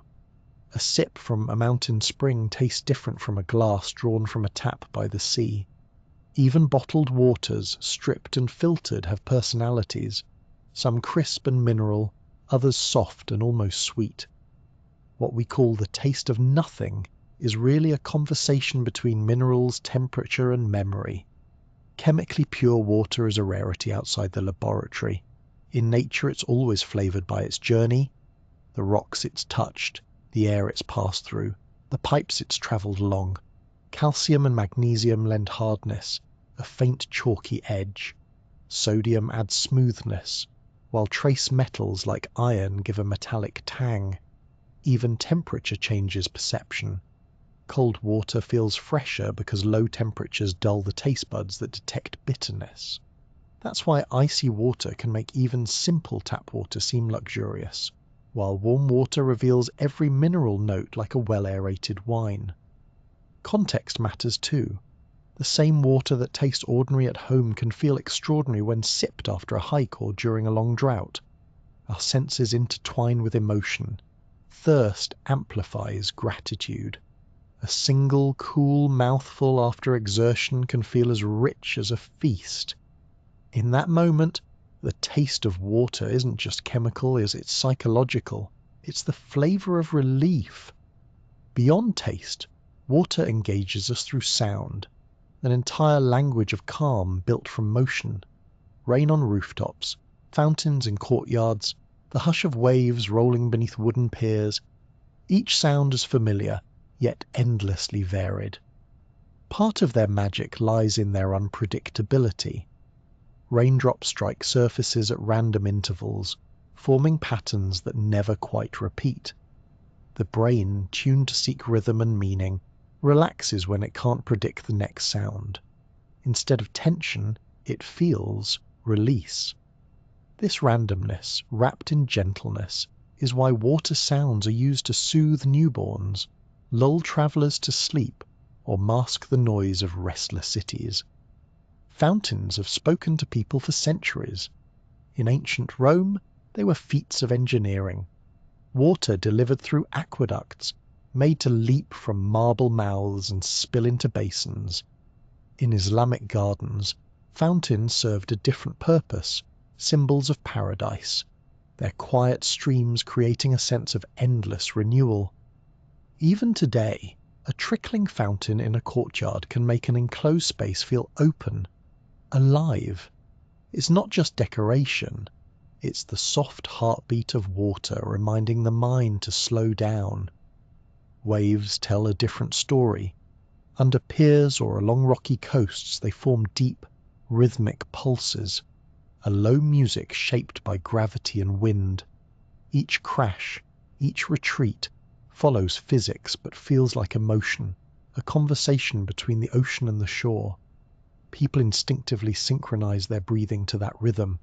Studies show heart rate and stress levels fall when we listen to waves. The sound of the sea may be the closest thing nature offers to a lullaby written for adults. Across cultures, people have built rituals around water's presence. In Japan's tea ceremony, water is treated not as a background element, but as the central performer. The sound of it pouring from bamboo ladles, the shimmer of steam rising from the kettle, the ripples in a ceramic bowl. Every movement is deliberate, every detail a small act of reverence. The ceremony is less about drinking and more about witnessing transformation. Cold water warmed, powder whisked into suspension, stillness turned to motion. In Europe's thermal baths, water plays another role, that of healer. Since Roman times, people have gathered in hot springs to soak away pain and worry, trusting that minerals and warmth together could restore balance. Modern science confirms some of that intuition. Immersion in warm water dilates blood vessels, slows heart rate, and releases endorphins. But even without the chemistry, there's comfort in the ritual itself. The steam, the hum of voices, the sense of floating weightless in shared silence. In temples, monasteries and gardens around the world, still pools serve as mirrors for contemplation. They offer reflection in more ways than one. The faint shimmer of light on water invites the gaze inward. The smallest ripple reminds us how easily calm can be disturbed and restored. Psychologists suggest that humans may be drawn to these scenes because our brains evolved alongside water. For early humans, the presence of water meant safety. Drinking, food, shelter. Even now, our nervous systems recognize that signal of security. When we see or hear water, ancient instincts whisper, "You're safe here." Modern neuroscience gives that intuition a clearer frame. Viewing or listening to water activates parts of the brain linked with calm focus and reduced activity in the amygdala, the region that processes fear and anxiety. Slow, natural rhythms, like waves or flowing streams, encourage synchronization between heart rate and breathing, a pattern associated with relaxation. In a sense, water trains the brain to idle smoothly, neither racing nor stalling, just flowing, much like the liquid itself. That's why screensavers of rippling ponds, recordings of rainstorms, and even small tabletop fountains can feel so strangely soothing. They echo the real sensory cues that once told our ancestors, "Rest. The world is kind for a moment." Whether it's the sight of light moving across a pond or the distant rhythm of surf, water gives the brain permission to let go of vigilance. Of course, water's emotional weight isn't only peaceful, it can also stir nostalgia. The smell of rain after a dry spell, that earthy electric scent called petrichor, is one of the most powerful memory triggers known. It carries hints of ozone and plant oils released from soil, scents that our brains link with renewal. The moment those molecules hit the nose, time collapses.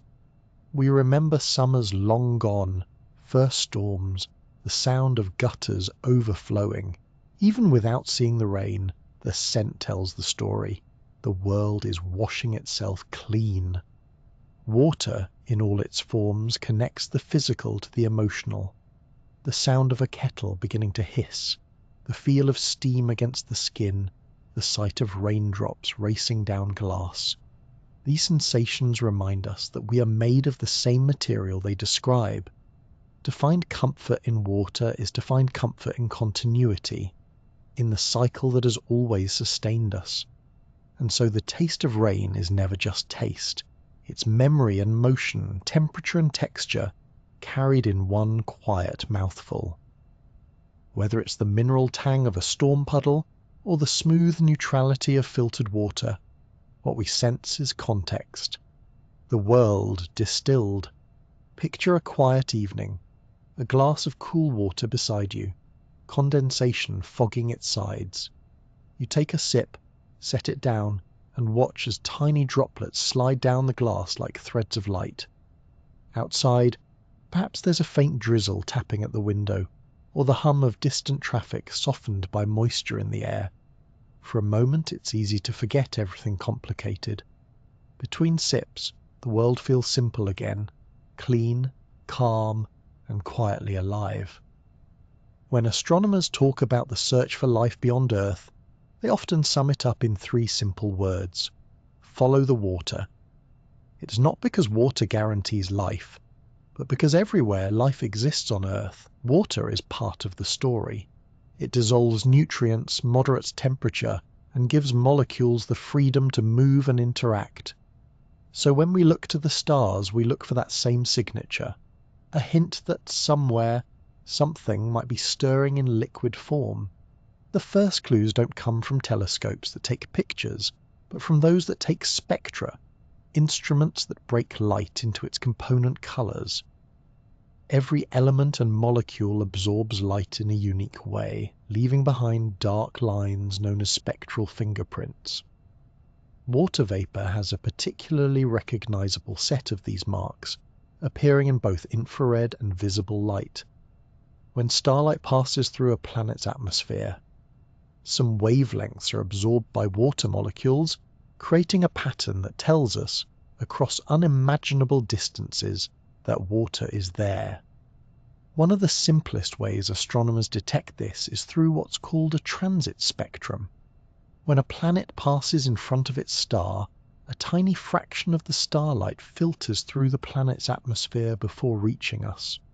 By comparing the light before, during, and after the transit, scientists can detect which wavelengths have been absorbed, effectively reading the ingredients of that distant atmosphere. It's like holding a glass of water up to a light and identifying its contents from the color it casts on the wall.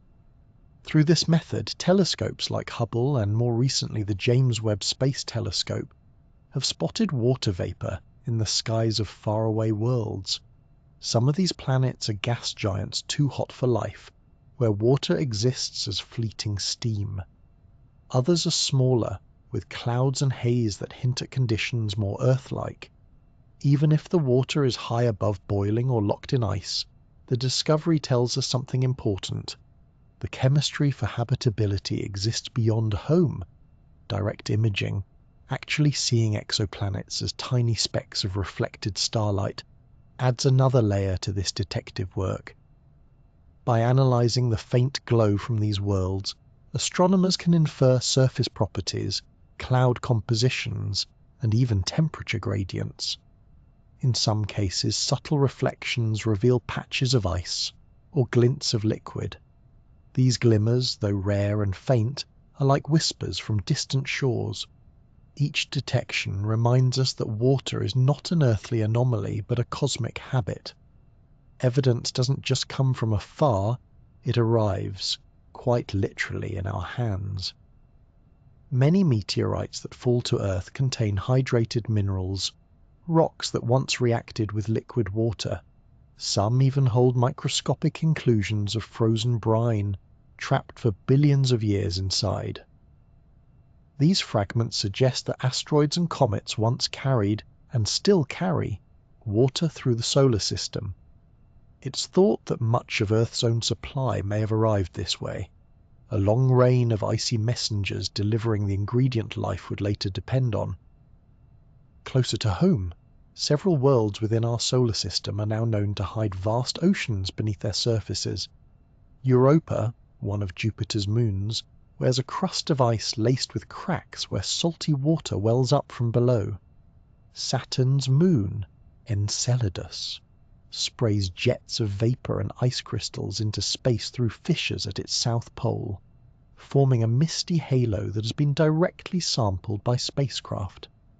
Even distant Titan, wrapped in an orange haze, has liquid on its surface, though there it's methane and ethane, not water, flowing through carved valleys and lakes. Each discovery expands our understanding of what ocean can mean. Yet the mantra, "follow the water," carries a necessary caution. Water might make life possible, but it doesn't make life inevitable. Venus almost certainly had oceans once, but its runaway greenhouse effect turned them to vapor long ago. Mars, too, shows signs of ancient rivers and deltas, their beds now fossilized into rust-red stone. Both worlds had the same basic ingredients as Earth, but a slightly different balance of heat, pressure, and magnetic shielding led to very different fates. Water alone sets the stage, it does not write the play. Still, the presence of water gives us reason to wonder, if it can exist in so many places, under ice, in vapor, dissolved in minerals, then perhaps, somewhere, it has found the conditions to flow freely and stay stable long enough for chemistry to bloom into something more. That hope drives missions across the solar system and the design of telescopes aimed far beyond it.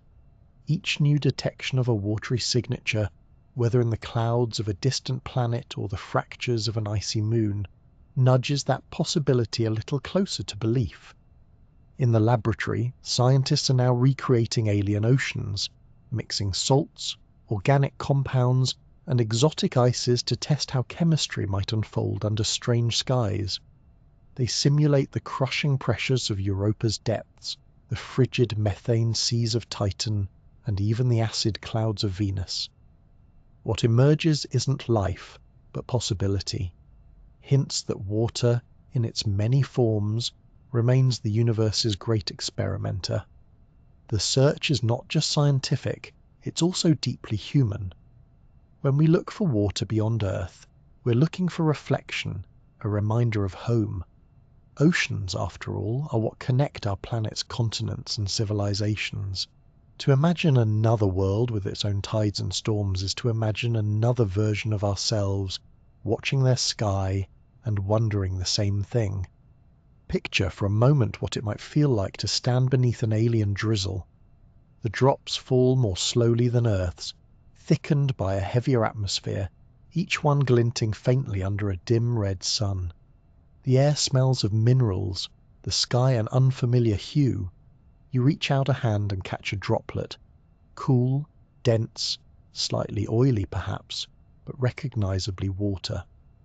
Around you, the landscape is silent except for that soft rhythmic patter. In that sound, across light years, something universal speaks. That imagined moment captures the heart of exploration. We search for extraterrestrial oceans not just to confirm that water exists elsewhere, but to understand our place in a universe that seems inclined toward it. From comets and moons to exoplanets and spectral lines, the cosmos keeps whispering the same story, that the substance which shaped us is far from rare, and somewhere perhaps, under another sky, water may be tracing patterns in the dust waiting for its next great experiment to begin. Far beyond the warmth of the sun, where sunlight is little more than a faint gleam, Several moons keep secrets beneath their frozen surfaces. They look lifeless from afar, pale spheres of ice and shadow orbiting the giant planets, yet beneath those crusts may lie vast hidden oceans. The outer solar system, once thought too cold for anything resembling activity, now seems alive with possibility. Among its most intriguing worlds are Europa, Enceladus, Titan, Ganymede, and Callisto. Moons that prove water, or something like it, can thrive even in eternal twilight. Europa, a moon of Jupiter, may be the most famous of these frozen worlds. Its surface is a cracked sheet of ice, streaked with rust-coloured lines that look like fractures in glass. From orbit, it resembles a frozen eye gazing back at the universe.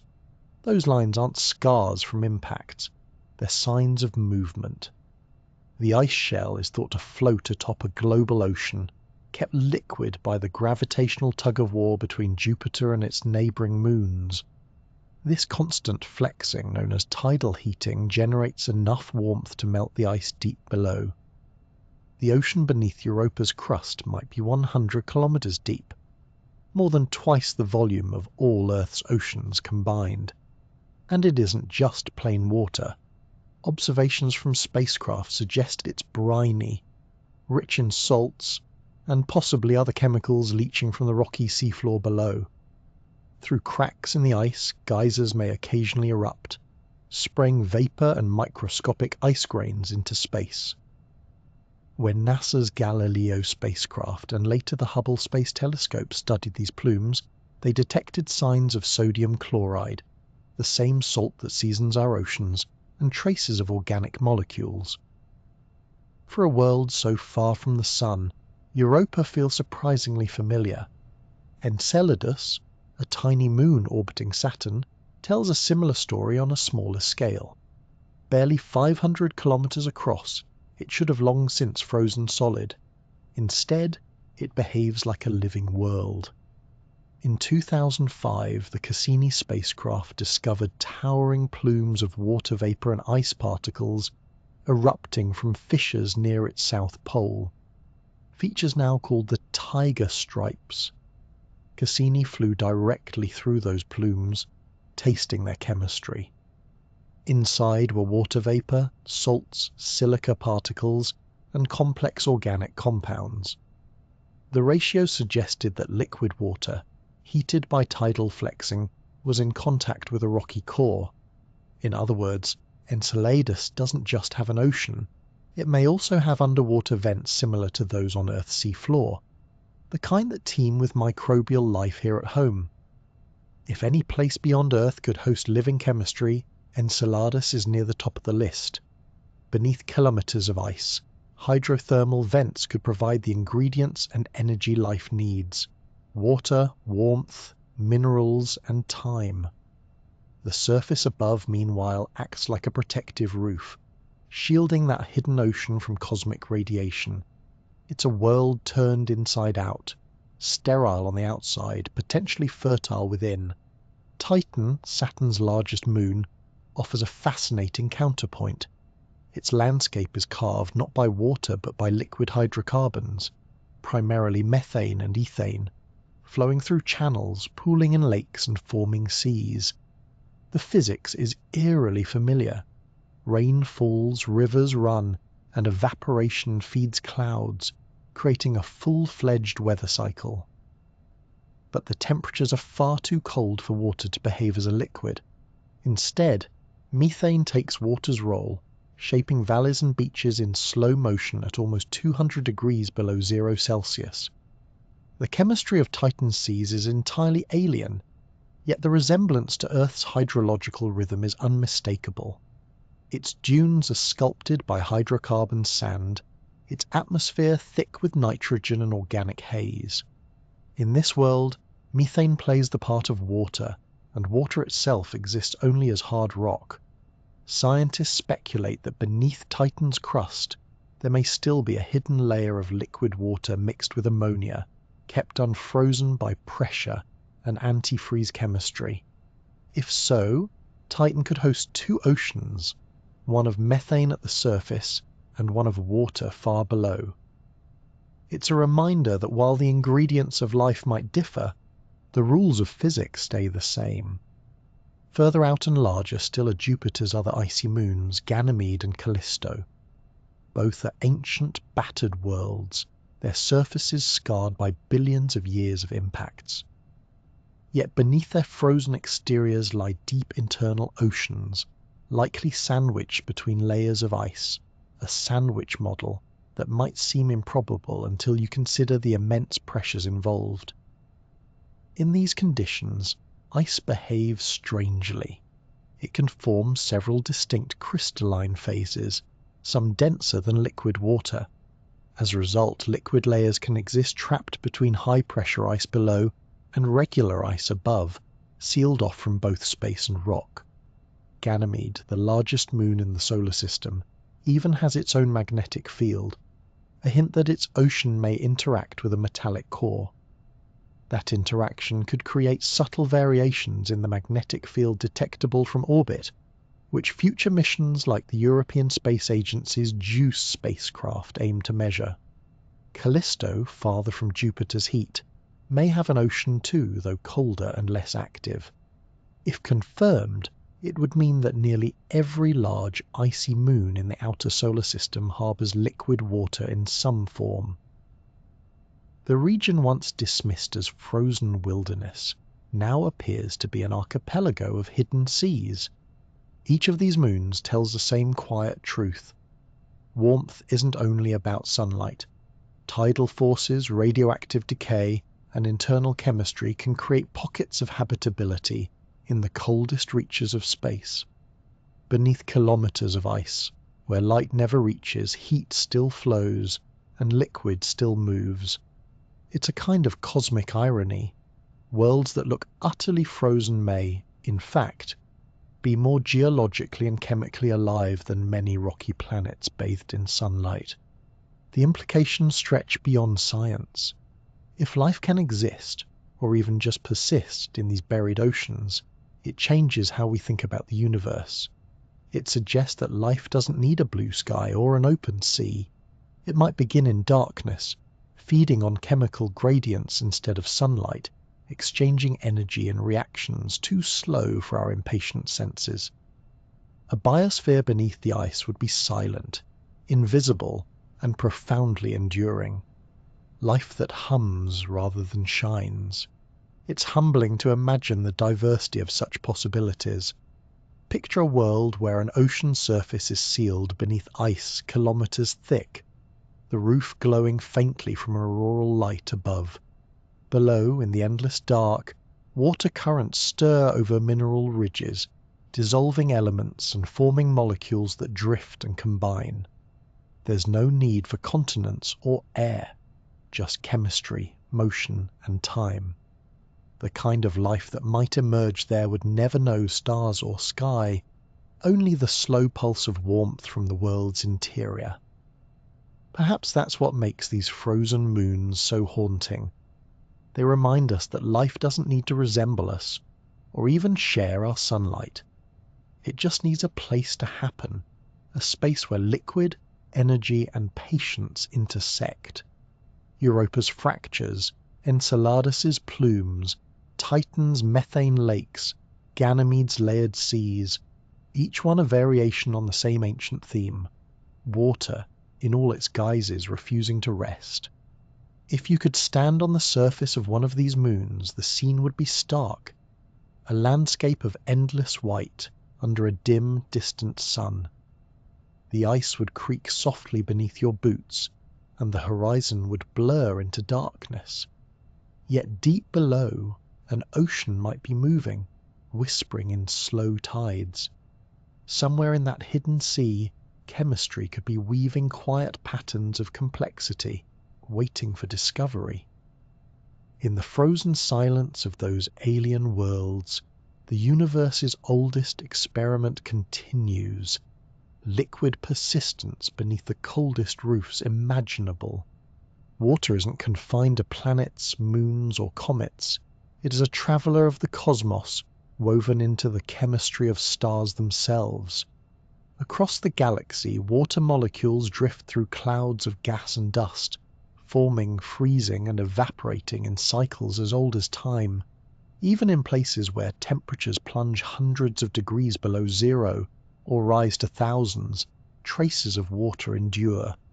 It is, in a quiet way, one of the universe's most faithful companions, appearing wherever physics allows and chemistry dares. In the earlier stages of star formation, vast clouds of hydrogen, helium, and dust begin to collapse under gravity. As the cloud condenses, the core grows denser and hotter, igniting nuclear fusion. Around that newborn star, the protostar, envelopes of gas and dust swirl, forming disks that may one day become planets. Within these cocoons, water takes shape in abundance. Observations show that even before a star fully ignites, water vapor fills the warm regions of its disk, while ice coats grains farther out where it's cold. Astronomers detect this cosmic water through one of the universe's strangest natural amplifiers, masers. The term stands for microwave amplification by stimulated emission of radiation, and water molecules are particularly good at producing it. Under the right conditions of temperature and density, water emits powerful microwave signals, creating natural radio beacons that can be detected from thousands of light years away. These water masers appear in star-forming regions, around dying stars, and even in the swirling disks of supermassive black holes. To radio telescopes, they look like pinpoints of brightness, marking places where water vapor amplifies starlight into something the cosmos itself seems to whisper through. Within molecular clouds, the nurseries of stars, water exists mostly as ice coating the surfaces of dust grains. These grains, no larger than smoke particles, act as tiny laboratories. On their surfaces, hydrogen and oxygen atoms meet, react, and freeze, building up mantles of water, methanol, carbon dioxide, and other simple molecules. These icy coatings are not static. They participate in a grand freeze and release cycle that defines interstellar chemistry. When a nearby star flares or a shockwave passes through, the grains warm just enough to release their icy cargo as vapor. Later, as the region cools again, the molecules freeze back onto other grains, locking fragments of chemistry into solid form. Over millions of years, these cycles of freezing and evaporation enrich the interstellar medium with complex organics. Some of the ices even form amino acid precursors, the same kinds of molecules found in meteorites and comets. In this way, the chemistry of water becomes the chemistry of potential life long before any planet exists to host it. The universe, it seems, has been running the same quiet experiment everywhere. Combine hydrogen, oxygen, carbon, and time, and see what emerges. Eventually, parts of those clouds condense into protoplanetary disks, flattened rings of dust and gas orbiting young stars. Within them, temperature dictates form. Close to the star, water exists as vapor. Farther out, beyond what astronomers call the snow line, it freezes onto dust grains. That boundary is crucial. Inside the snow line, rocky planets form from dry materials. Beyond it, icy bodies coalesce, rich in water and other volatiles. The difference explains why Earth sits between two worlds, the parched inner planets and the frozen outer ones. Our own oceans most likely came later, delivered by icy comets and asteroids that wandered inward, carrying the memory of those outer regions. Comets are often called the time capsules of the solar system. They are relics from the cold outskirts, formed from the same mixture of dust and ice that built the planets, then locked in deep freeze for billions of years. When they approach the sun, heat awakens them. Their ices sublimate, turning directly into vapor, creating glowing tails that reveal their contents. By studying the light from those tails, scientists can measure the isotopic ratios of hydrogen within the comet's water. Comparing those ratios to Earth's oceans allows them to trace our planet's heritage. Some comets, especially those from the outer regions, match surprisingly well. It suggests that the water you drink might once have drifted between the stars, frozen into a grain of interstellar frost long before Earth existed.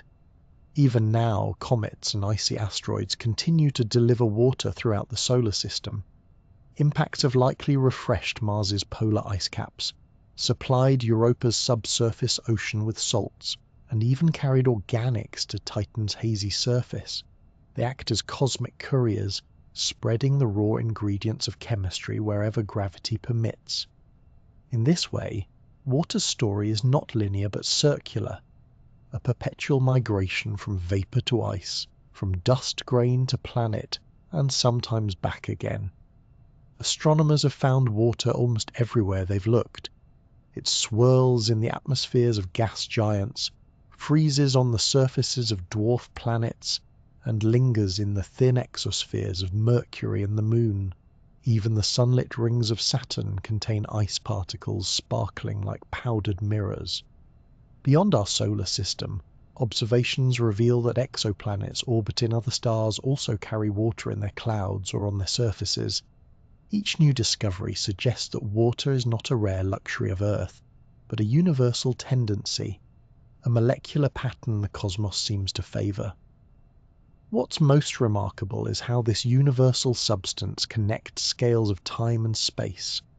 The same water vapor that glows in masses light years away obeys the same physics as the droplet on a leaf. The same ice that coats distant dust grains follows the same rules as the frost on your window. From molecular clouds to mountain streams, water is both ancient and immediate, the link between starlight and life. Picture the moment when a star first ignites. Around it, a cocoon of dust and ice swirls, heated from within. Some of the ices sublimate, releasing water vapor that catches the newborn starlight, scattering it into shimmering halos. Farther out, grains remain frozen, their crystalline shells glinting faintly in the darkness. Each grain holds the potential for oceans yet unborn, for clouds and rain on worlds that do not yet exist. The entire scene glows with a cold radiance, light reflected from frost waiting patiently for morning. That image, starlight caught in ice, captures the essence of cosmic chemistry. Water doesn't just appear when life arrives, it precedes it, shaping the conditions that make life possible. It threads through the story of the universe like a clear, continuous river, from the first collapsing cloud to the glass of liquid you might hold now. Somewhere, in the quiet reaches between stars, that same chemistry continues. Vapor freezing, ice melting, light reflecting. The universe is full of oceans still waiting to melt. Water is one of the simplest molecules in the universe, yet it shapes almost everything we know. From its first appearance in the early cosmos to the glass of water beside you now, it has been at the center of chemistry, geology, biology, and even astronomy. Its bent shape and uneven charge give it remarkable properties, allowing it to stick, dissolve, expand, and store heat in ways few other substances can. Those traits built the landscapes around us, the rivers that carved valleys, the glaciers that sculpted continents, and the clouds that carry rain across the world. Inside living things, water does just as much. It forms the background for every reaction inside cells, helps proteins fold, and moves nutrients through the body. It regulates temperature, carries oxygen and minerals, and keeps every system in balance. Even our thoughts depend on it. The brain is mostly water, and without it, concentration and calm disappear fast. Across the planet, wherever liquid water exists, life follows. It has been the same pattern for billions of years. Beyond Earth, water continues the story. We've found it frozen on moons, buried under Mars, and drifting as vapour in the atmospheres of distant planets. It forms icy shells around comets and coats dust grains in the clouds where stars are born. Those frozen particles help new solar systems form and deliver the ingredients for life to young planets. In a real sense, the water in our oceans may have begun between the stars. If you trace it all the way through, from molecule to mountain stream, from cell to cloud, it's clear that water isn't just a feature of life. It's one of the reasons life can exist at all. It connects the smallest chemical reaction to the largest planetary process. It's the same liquid falling as rain, circulating in your bloodstream and glinting in the light around distant suns. Take a moment to breathe quietly, in and out, the same rhythm that drives waves and rain cycles. Every breath releases moisture into the air, adding a small piece of yourself to the water around you. That connection is steady, familiar, and constant, whether you're awake or asleep. Thank you for listening and for taking the time to slow down and wonder about something so ordinary yet so extraordinary. As you settle into rest, remember that water will keep moving, cycling and watching over the world, calm, dependable and always there.